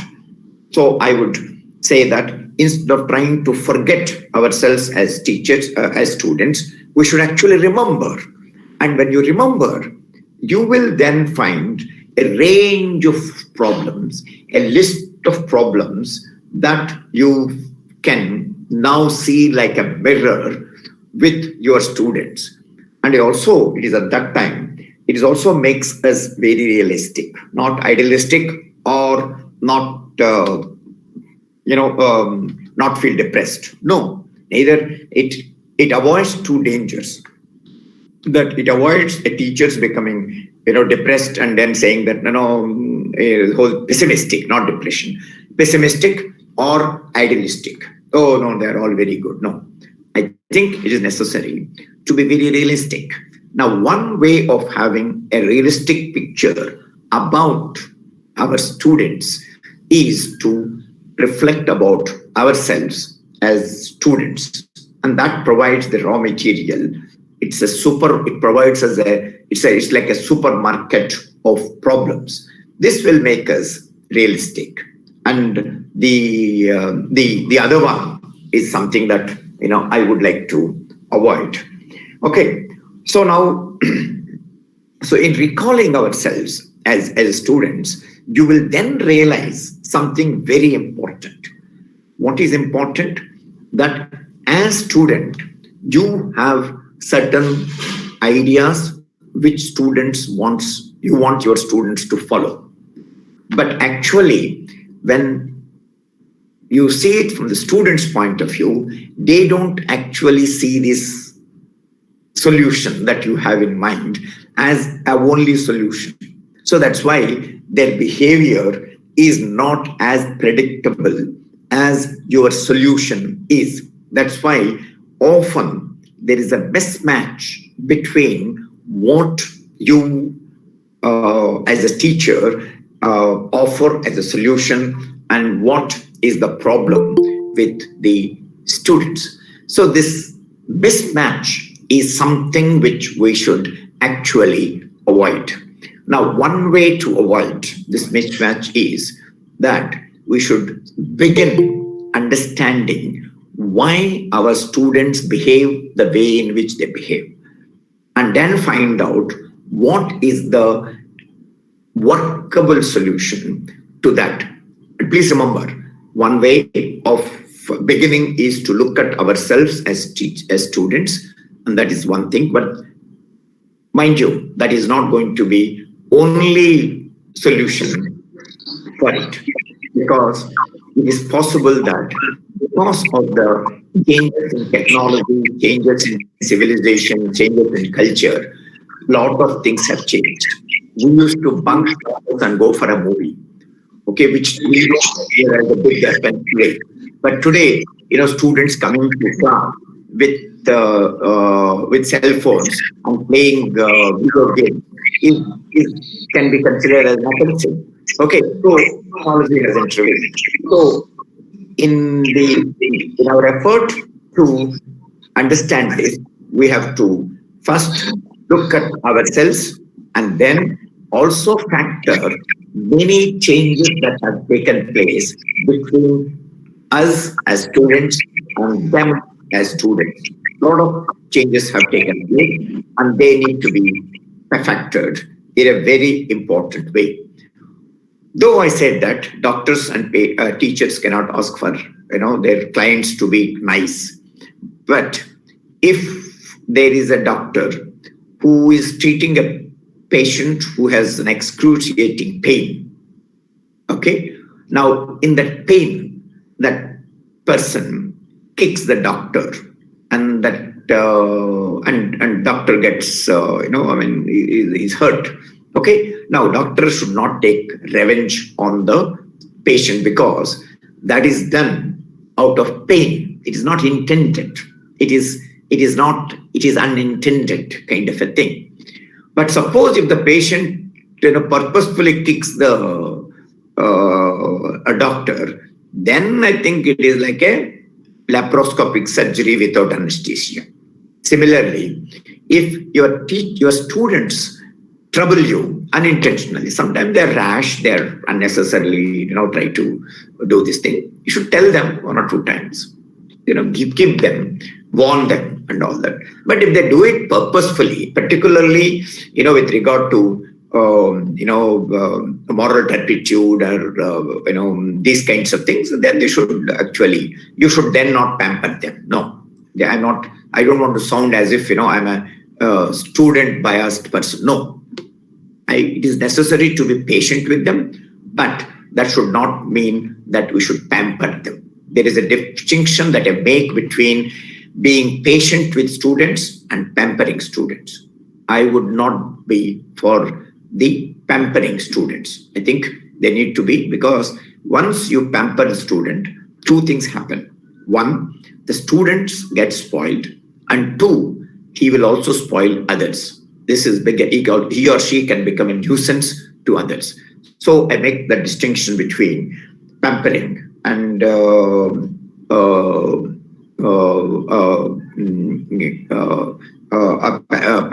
I should not pamper them. You should have patience with them. That's an important. That's something which is important for me, and I really think that as students, as teachers, we need to be very focused in keeping the distinction between, having patience with students and pampering them. I am not. Let me give you, my own practice as a teacher. Now, I am not for teacher-centric education. I am also not for student-centric education. No, I'm not. I am for a classroom-centered education. So, my students, they tell me that, sir, you are very nice in the class and all that thing, but, you don't entertain us outside. I don't. Not because I don't like them, but because I want to maintain that objectivity.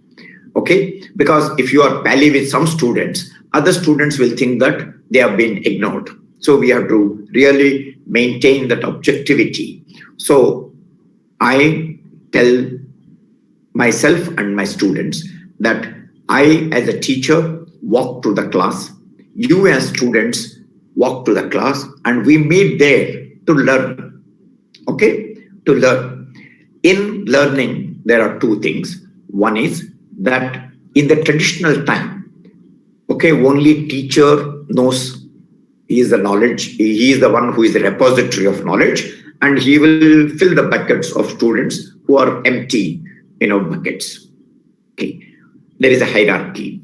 But in the liberal system, there is something, when I was studying at IIT Kanpur, this used to be one of the practices there. They would say that, no, you can, you can learn from your students, and students also know more than you, things like that.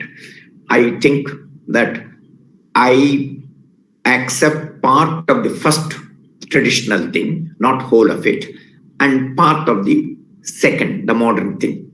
Because from the tradition, what is important to me is a slant. Okay? Learning has to be hierarchical. Learning has to be hierarchical. That a person who knows, she will tell a person who does not know. So there is a hierarchy. Okay? But suppose in an equality kind of a thing, the water doesn't flow. It is not that I am equal to you, I know something and you know something, and both of us know a thing, and there is nothing to learn. I don't think, I don't follow what happens there. Okay? But so that slant is important, that hierarchy is important. I don't prescribe to the parallel kind of a egalitarian model of education. I also do not completely agree with the hierarchical system of the education of the classical time, because in the classical time there is only one way of slanting. That is, teacher learns from the student. Okay, I subscribe to a shifting hierarchy, that as I am talking to my students, I learn a lot from them. That's why I keep asking them that each time, one of the rarest virtues, rare gifts of teacher is this facility. What is the facility? Every year you get fresh and very enthusiastic people to interact for the rest of the year. No other profession gets that kind of a facility. Okay, they are very bright people, and they are not, there's no monotony because every year they keep changing. Some people go, some people come. So it's a very, very fascinating thing. Okay, so since that is something which is fascinating, each year, even though I have been teaching since maybe, when did I start? Maybe 36, now 36 years. Even today, before going to the class, I have to sit at least minimum 4 hours to prepare to take a 1 hour class. Now, once I spend that 4 hours, then I enjoy that 1 hour of my teaching. I don't have any regrets. I enjoy. I not only enjoy, I also write what I teach as a book. Okay, Mr. Rajesh was reading the publications. They're all books that I wrote as, they're all the courses that I taught. Okay, the courses that I have taught. So since I have these bright people to, for whom I have to teach differently, and incidentally, the inspiration for preparing 4 hours for 1 hour lecture, even at this age, okay, and that led to my publications, and that's the reason why Chitra madam has called me today to lecture to you, comes from Professor Chandrasekhar, whom I referred to you right in the beginning. In the biography, it is said that he had the habit, and the habit is the following habit. The habit is that he would offer a course and then teach that course till he gets a book published on that theme. And then he will then take up some other course to teach. Okay, so that's the reason why we actually can produce very good books, very, very good books. Now, once you publish books, what is the interesting thing that happens? Then you don't have to be dependent for recognition on your colleagues or department or university or college or anybody. It is the people who will remember you. You will be known as the authors. So there is a teacher has one of the best opportunities to become an author of a book, a textbook. Okay. Now, instead of teaching a course and disposing of, okay, and only at the time of retirement taking a pension is one way of doing things. But one thing which is in practice abroad, I follow that model. I don't follow an Indian model, I follow this Western model, is that if you teach a course, you should strive to publish a textbook on that course. Okay? And because every year, it might take 10 years, it might take 15 years, let it take even 20 years, doesn't matter. But you should take it as a make it as habit to think about your class notes as a book. Okay? And why I am able to publish, even though I come from a village in nearby Tirupati, and I studied at SV Arts College, Tirupati. I did a commerce course, and my medium of instruction was Telugu. So I changed to philosophy and English medium at MA level. Okay, but I have a habit, and what is a habit? That I spend 4 hours before going to the class, but many of my teachers also spend in more than 4 hours before going to the class. But my teachers were not able to publish. I was able to publish. The change was the following. This is what I learned from some other teachers. And what is that? That it is exactly like getting ready to go out. And then when you come back to your home, there are 2 ways of dealing with coming back. One is you just throw out all that you are wearing in all over the place and then change to your night dress or the informal dress at home.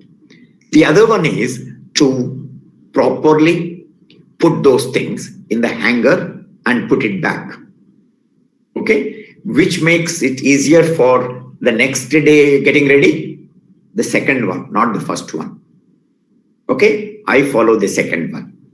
That is, when I come back from my class, that is the time I don't talk to anybody. Even after completing this lecture, okay, there are some ideas which I have not prepared, which just came. That the distinction between being patient and pampering, that distinction I have not prepared. As I was talking to you, it came. So immediately after this lecture, after any of my lectures, I don't talk to anybody, at least for half an hour to 2 hours, if I can make. So that's why I don't keep any meetings after. I don't talk to anybody, I don't meet anybody. I just go back and then put all my ideas, which came, new ideas that came while delivering the lecture on the paper. And also, if I have time, find out how much did I prepare. How much did I prepare? These are my notes.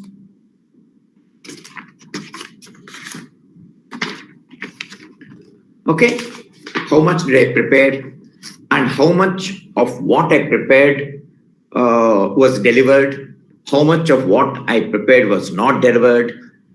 Are there any things which I did not prepare but I delivered? Why? I spent some time. And that is one of the fascinating facility of this profession called teaching. So to come back, so I do that. So you come across with new bright kids, and you can really, it's a very challenging meeting them. So when you meet them, you will not find them as disciplined as you expect them to be. They will be digressions. They will look that side, this side. They will play games. I mean, you can tell them, don't play, but what happens to our suggestions. So what I do when I face this kind of a problem with students, I do the following things. The following thing is that I ask the students, I take a snapshot of a student, and then I decide that it is necessary to prepare the student. Okay, the analogy here is again the analogy of a doctor, that you have to prepare. They come from different kinds of things. So when they come here, I don't want them to, focus on, to get distracted toward this film people, cricket and all that kind of thing. Not as a core. Let them watch cricket, I have no problem. I also watch cricket. Let them watch movies, I have no problem. But that is not the primary task of an adult today, a student today. The primary task of an adult, a student today is to learn and learn properly. That's very important. So what do I do in order to, when I face the problem where they are not learning? So what I do is the following. I write on my notes saying that I wanted to teach them. They are not ready to learn. And this is a problem. So I write them a step by step, almost like, you write your mathematical, equation. I want to teach them. They are not learning. So that is a problem. Now, if this is a problem, so what should I do now? What is the problem? The problem is not with the answer. The problem is with the question. What is the question? The students are not behaving like students. They do not realize what is it to be like a student. They are, instead of standing, they are wobbling, they're bending, They are going all over the things when they are supposed to grow like a trunk of banyan tree. Of course, they can spread things later. They are just like crawling like a creeper. That will not take them very much. They will be eternally dependent on others like creeper does. They will not become independent like a banyan tree trunk. So that is the reason why I tell them that it is necessary. I tell myself that you have to prepare them.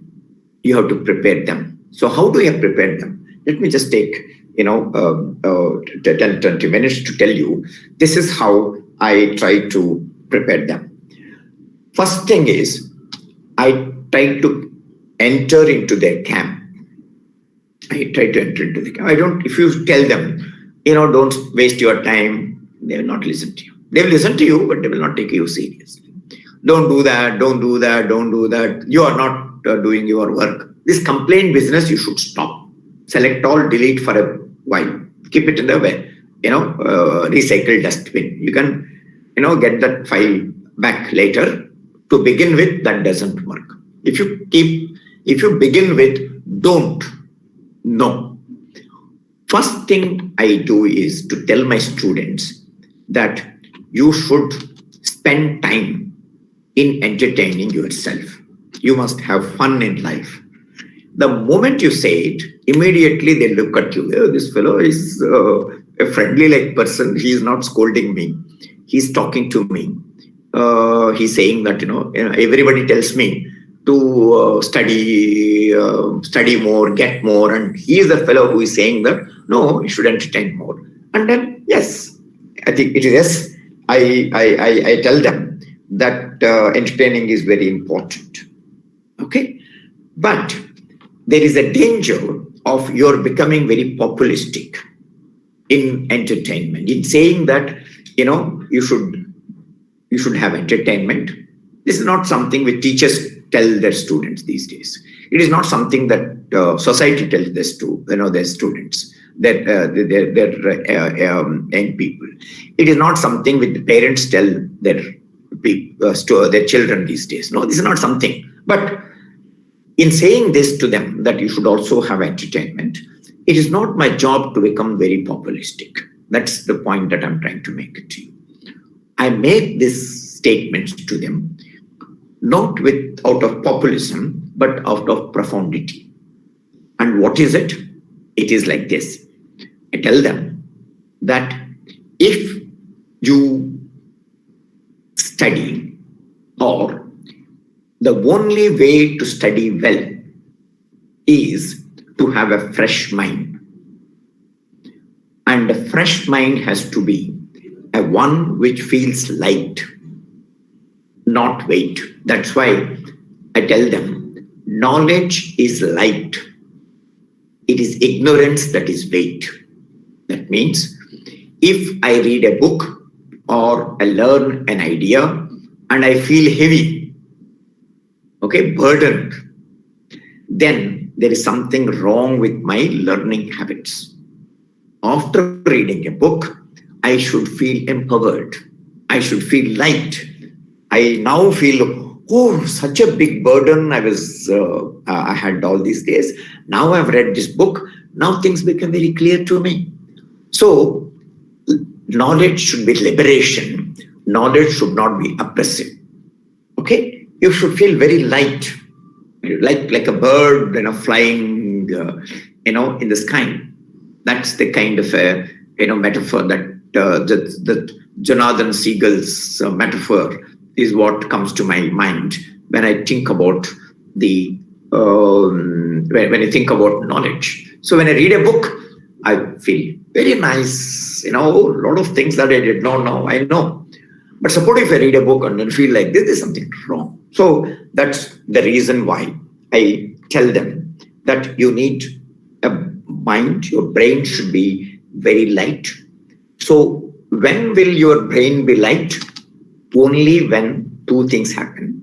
Then you entertain yourself, watch movies, listen to music, play games, do what you like. Okay, whatever you like. Oh, they feel, oh yes, that's very good, sir. No, nobody told me that, this is something which is very important. But I have a rider here. That's what makes me from populism to profundity. And the rider is, but you should refrain from digressions. That every day you can spend something like 2 to 4 hours on entertainment, which means this is what gives me entertainment, and I will listen to this, watch it, play it, and do whatever that is. I will not look at the other side. Okay? This is where they find that you understand their problem. You know what is the problem? They are also victims of these commercial or these entertainment channels, which are driven by the commercial interest. Incidentally, I worked, some of my students are the ones who are producing these serials. So I, in fact, saved, I've also, something that I gave a suggestion, which is there in all the serials in Telugu, but I don't want to be known for it. But so I keep asking them, why do they have this music in between a serial bits? I said, that looks very abnormal. So they tell me that many people, when they watch a serial, are not watching the serial. They are watching something else. They're thinking about something else, or their mind is not there. That's why that Zoom music comes to wake them up. Okay, so that is the kind of a techniques that these commercially driven, these kind of people have. So I tell them, look, you decide, this is what I want to listen. Anything, whatever makes you happy, you listen to it. But don't get digressed.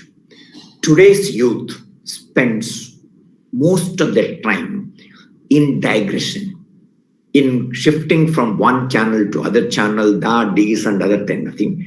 That is what leaves them very tiring. I listen to music every day, 4 hours to more than 4 hours sometimes. And I don't work on holidays. Saturday, Sunday, I don't touch a book. I don't work after 4 o'clock. No, after 4 o'clock, it's a family work, and then my own entertainment and things like that. But when I am in my office between 9 to 4, I do nothing other than academics, because that's why I'm paid for it. During that time, I will not do anything. No politics, no talking ill about people, because during that time, I want my mind to be pure, very, very pure. Otherwise, it will not work. I can't be productive. I cannot be productive, and I'll not be speaking to you today, if I have wasted my time like that. So I tell the students that don't digress, but entertain yourself.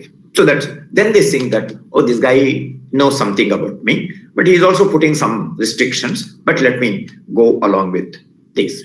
Then I tell my students that every day when you get up in the morning, make a list, spend 1 minute in making a list of things that you want to do on that day.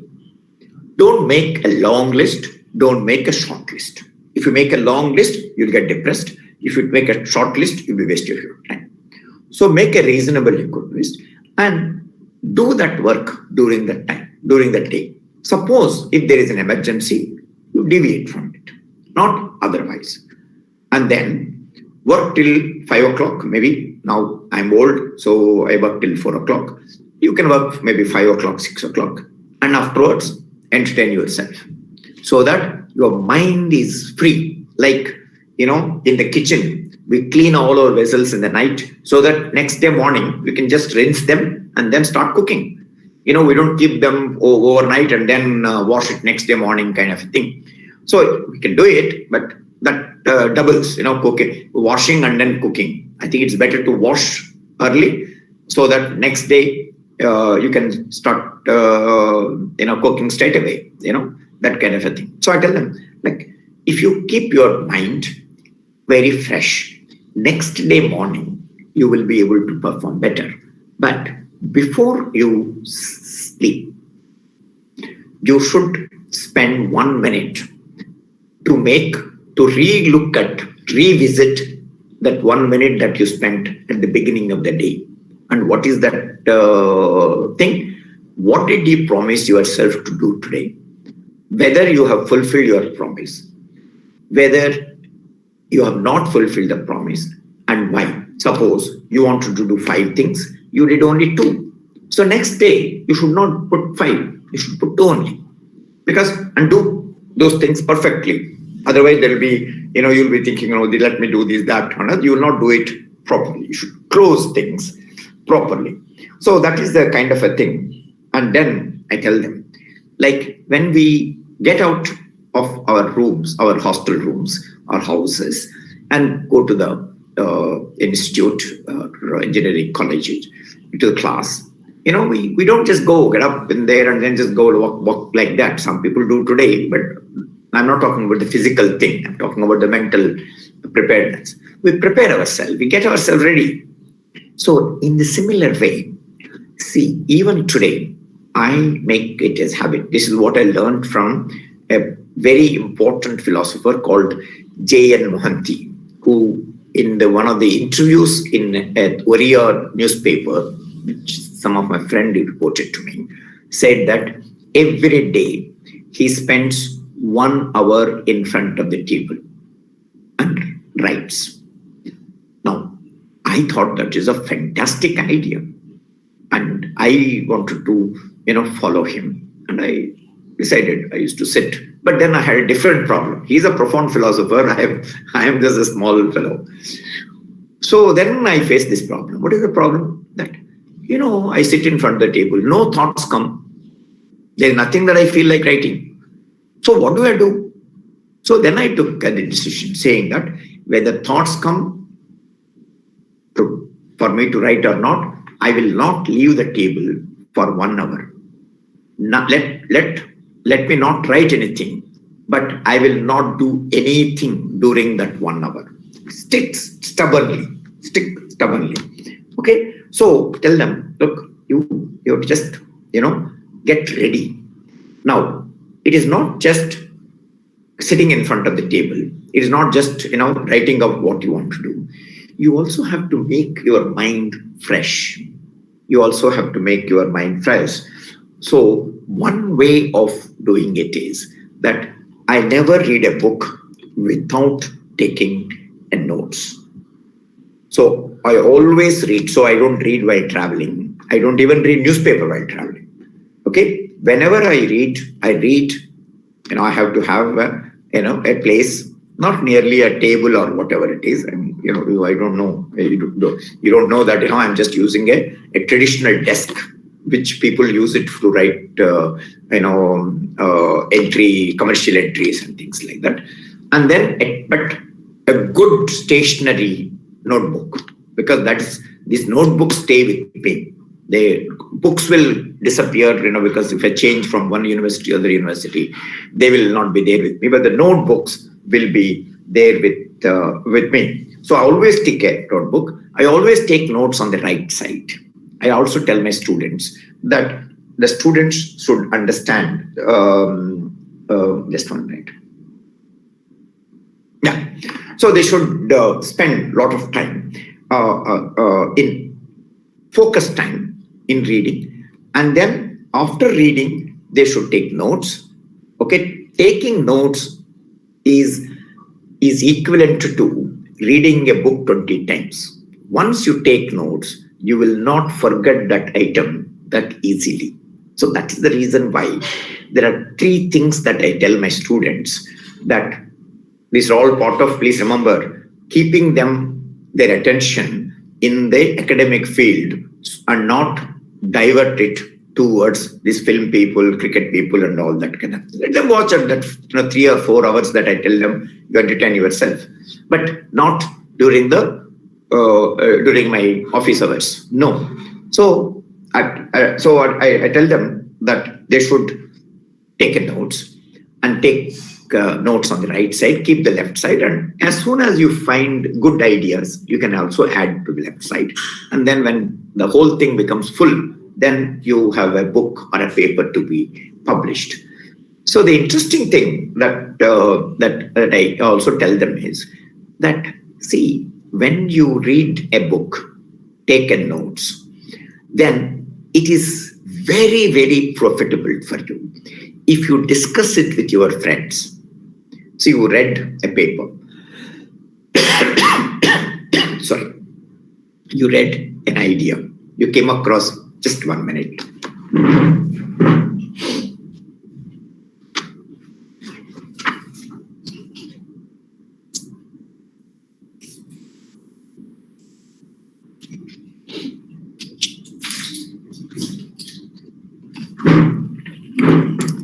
You read a paper, okay? So you, instead of keeping it to yourself, if you discuss it with your friends, then you will not forget about that.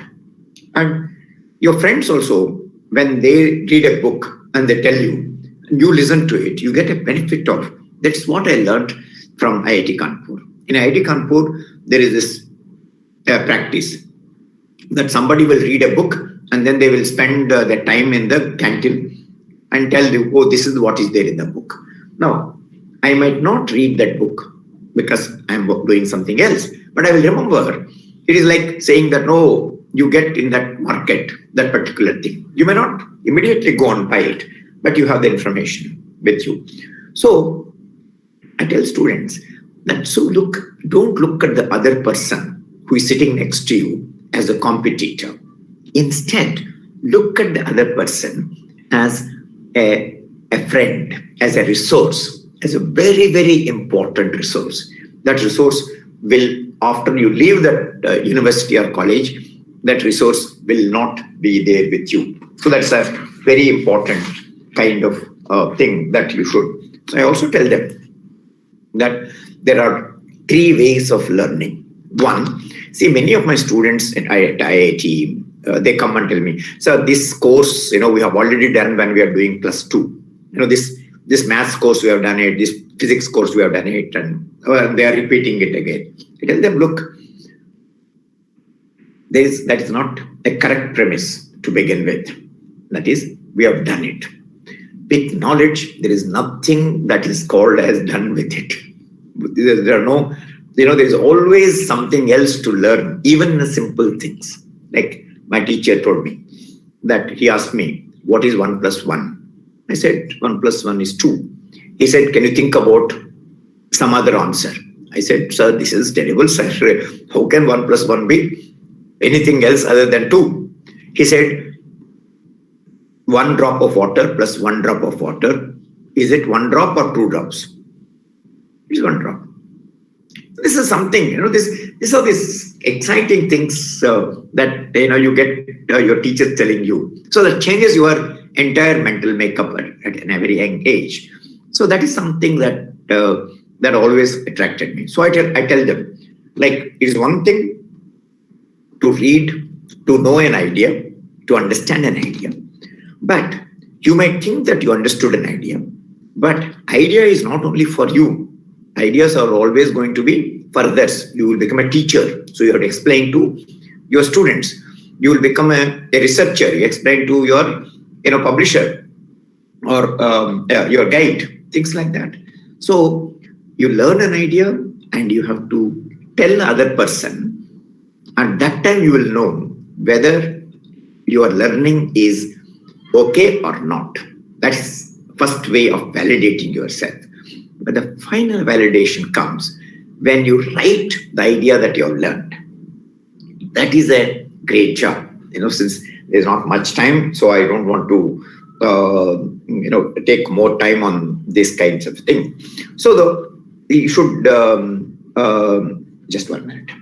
So it is in this sense that I try to attract the attention of my students. So I find basically the job of a teacher, and let me just tell you this. So I also tell my students that that communicating, the second one, that one is to understand an idea, the other one is to communicate that idea to others. That communication still has three levels. One, you communicate what you learned to your teacher, who is an expert, in that area. It is one way of expertise. Communicate that idea to your friend who is equal to you. That's a different way of communicating. Communicate it to somebody who do not know. Communicate to your brother who is 5 years junior to you. Okay, who is not from engineering or from sciences. He's just, you are doing BTech first year, and then your brother is in 5th class or 6th class, maybe 10th class.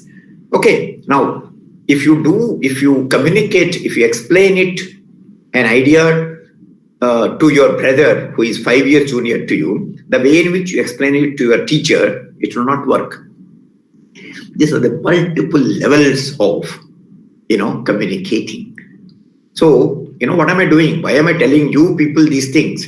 This is all trying to keep the attention of the students, who is a problem to me, so that he learns, he is completely wrapped, he is enveloped inside this cover called learning, which is a big mansion, which is almost like a planet Earth, with a sky which is not there.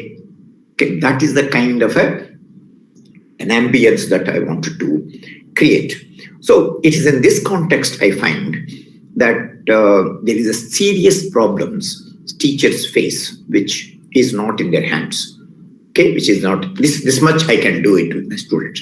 There is something which is not in my hands, which I find very sorry for teachers today. That is, there is a fixed syllabus, and that syllabus is, it only, it just makes teachers to dump that information onto the students. They get confused. They just don't know. It is like crane kind of a thing. Okay, they are asked to mug up formulas whose meaning they don't know. They are made to by heart things and reproduced. And if today if you actually go and look at how pathetic students are, they're in a bad shape. They're actually in a bad shape. Okay, so what I suggest to myself as a teacher is that I wanted to solve the problem of fragmentation by calibrating. So I wanted to find out from my students. Chitra madam, can I take 5 more minutes? Yes, sir. 5 more minutes, madam? It's 15 minutes more, sir. Oh, you said you asked me to stop at 12:45. If it exactly starts at 11:30, but okay. Now, yeah. So just you can take 10 more minutes and allow the participant to ask questions. Yeah, that's what I'm saying. That. So, 10 minutes I can take. 10 minutes. Oh. Right, sir. Thank you, sir.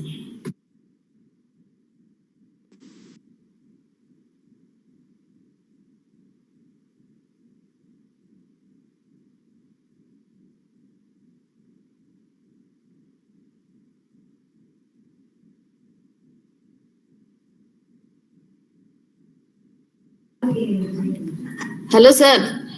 Sir, you are not audible, sir.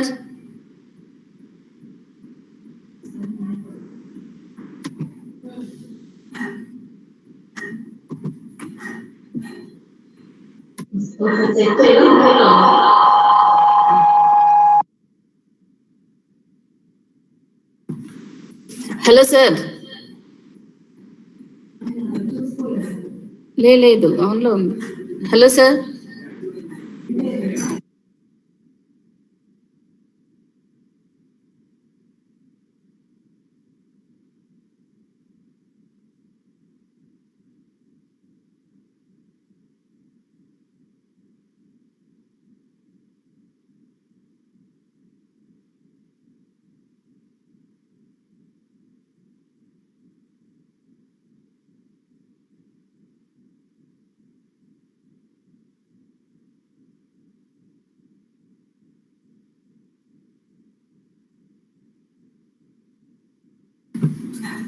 Participants, so please wait for some time. Sir has some connectivity problem and so he's trying to rejoin. Yeah, madam. Thank you. Sure, ma'am. Yes, ma'am.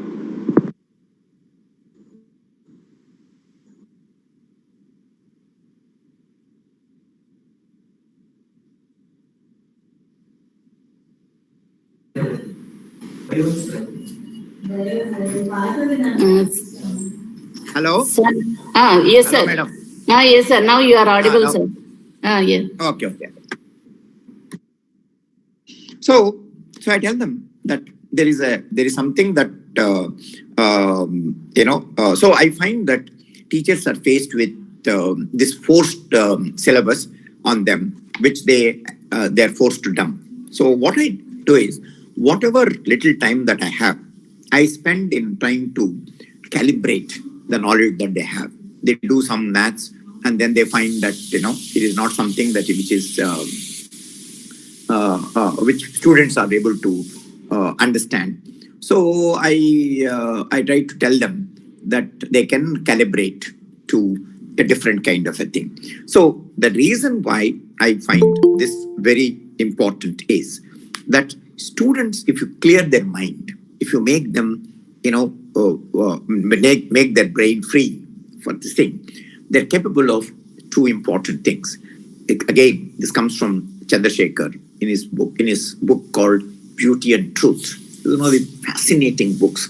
You can actually download it in Kindle if you have Kindle, and then you can read it. He makes a distinction between pure science and derivative science. And he defines derivative science beautifully, saying that derivative science, a person who does derivative science, is called applied science, including engineering, is the one who knows not only what the science is, but also knows how to apply it. Okay, the original scientists do not know the application part of it. The scientist knows the application part, which is a fascinating thing to do it. So this also makes students to think differently. Not only they should learn what is knowledge, what is told to them in the class, but they also can think about things differently. I will leave you by giving you this incident. This one of the thing which my senior professor here, Professor M.M. Kishore of mechanical engineering, told me in one of these morning walks. He said that there is somebody who was working for this music company called EMI. And then the company was in losses, and then they were trying to, they were throwing out all the people. Then they found that there is one guy who was working there, and who is a very bright fellow, who is the one who comes up with out of the box solutions.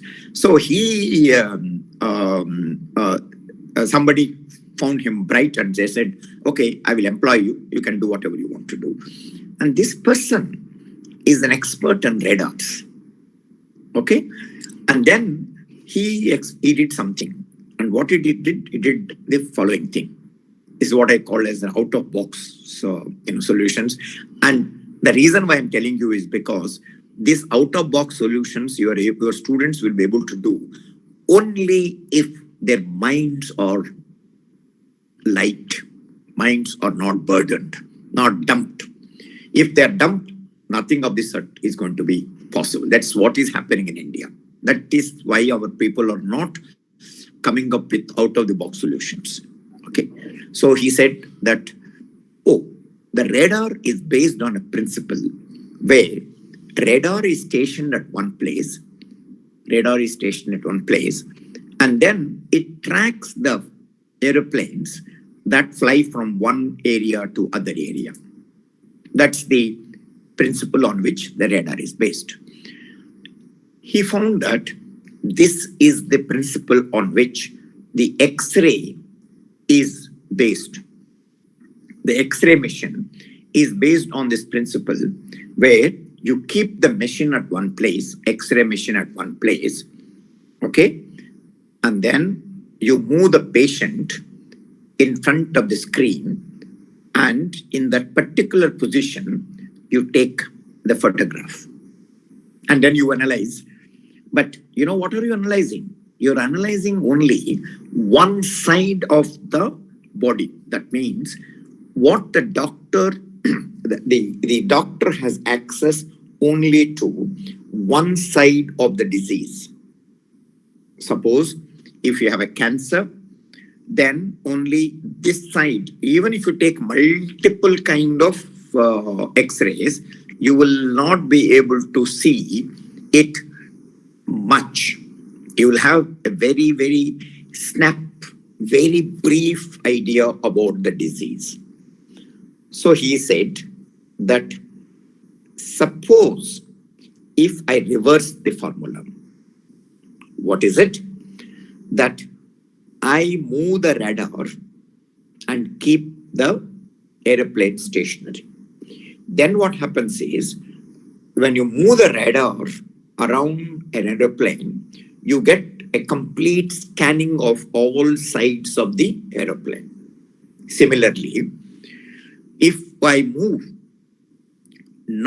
I keep the object, machine, stationary and move the patient 360 degrees, then I will get a complete picture of the entire physiology of the patient, okay, which will give the doctor a better and extensive picture of the human being whom he is, treating.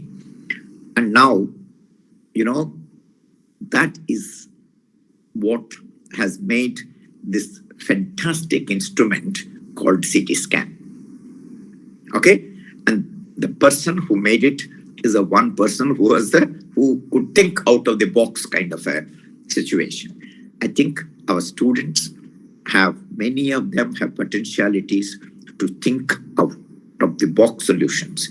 The only thing is, we as teachers can really contribute enormously, immensely to enable them to become bright scientists, bright engineers, who will not only get individual recognition, rewards, they will make you proud, and they will be extensively useful to society, not merely India, the whole world. See, when Maxwell came up with electromagnetic theory, he was not doing it only for the Trinity College in England, or Newton or Galileo or anybody else. So that is a kind of a thing that we as teachers can contribute and be proud of it. So I hope it makes some sense, and thank you very much.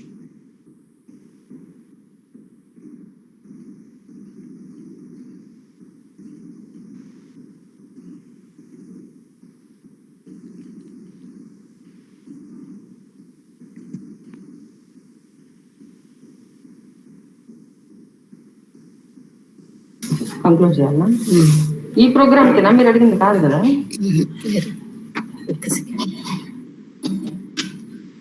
I request the participants to ask some questions if you have any doubts. Ma'am, I posted one question, ma'am. Yeah, please read it.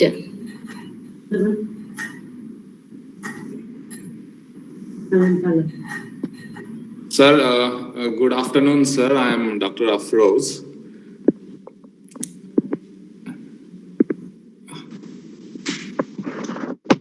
Yeah, go ahead. Yes. My question is, sir, we talk about, education these days and, the technology, the knowledge and wisdom. But basically what we think in a way, when we take the period of C.V. Raman or Einstein, the resources were very meager. Okay. And, the sustenance of their discoveries and inventions were on par with their excellence, and they were many years ahead of their times.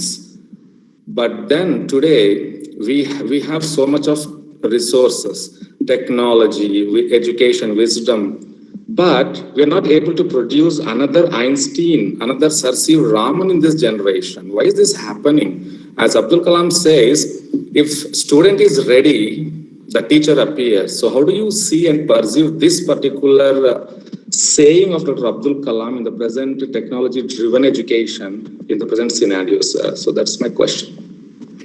Yeah, thank you for this. You know, Dr. Abdul Kalam doesn't, is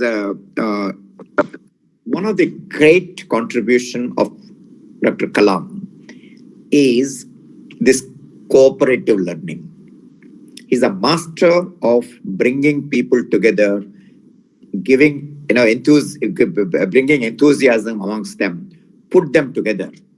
Okay, more than his papers published in scientific journals and all, he is one of the best, scientific managers of the second half of 20th century.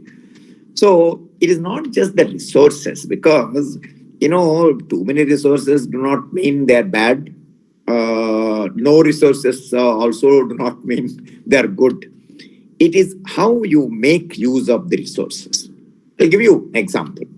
It is like this, that if you go to a 5-star hotel and do not know how to serve food in a buffet into your plate, then it's not the problem, of the items cooked. It's a problem with you. You should have the appetite. You should have the, that enthusiasm to access things. Okay, so it is not just not being able to produce.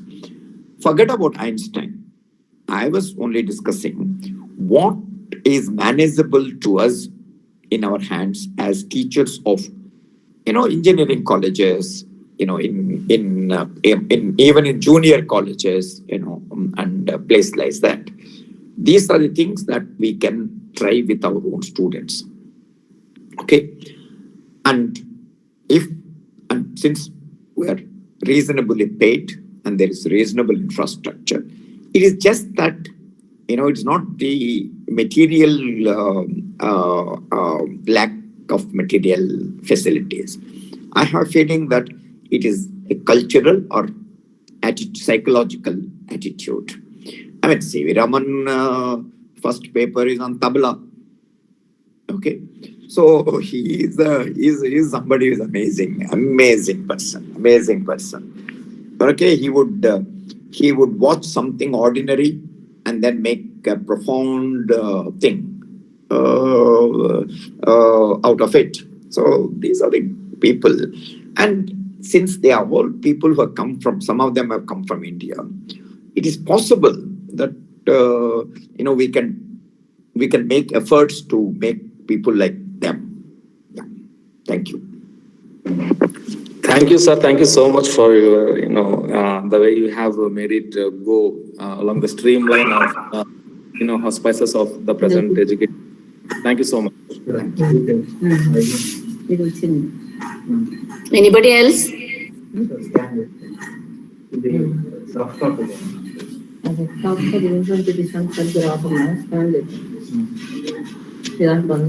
So otherwise, so we conclude the session.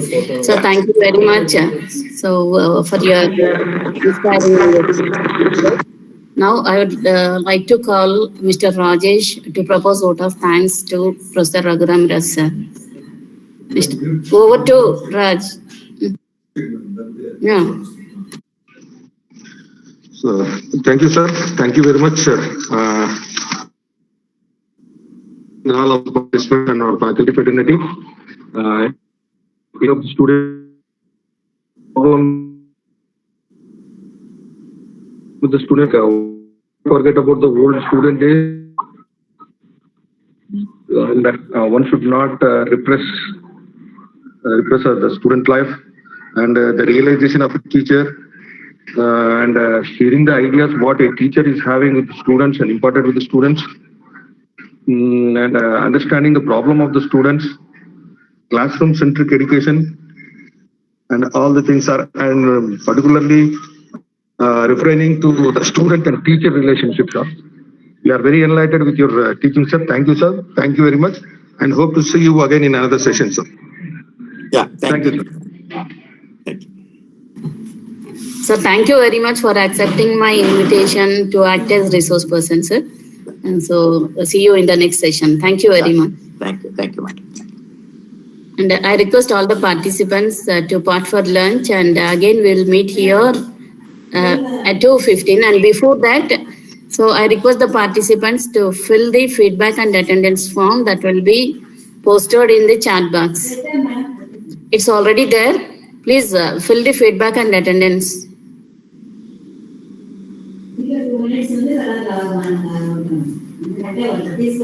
After filling the form, you can leave the meeting.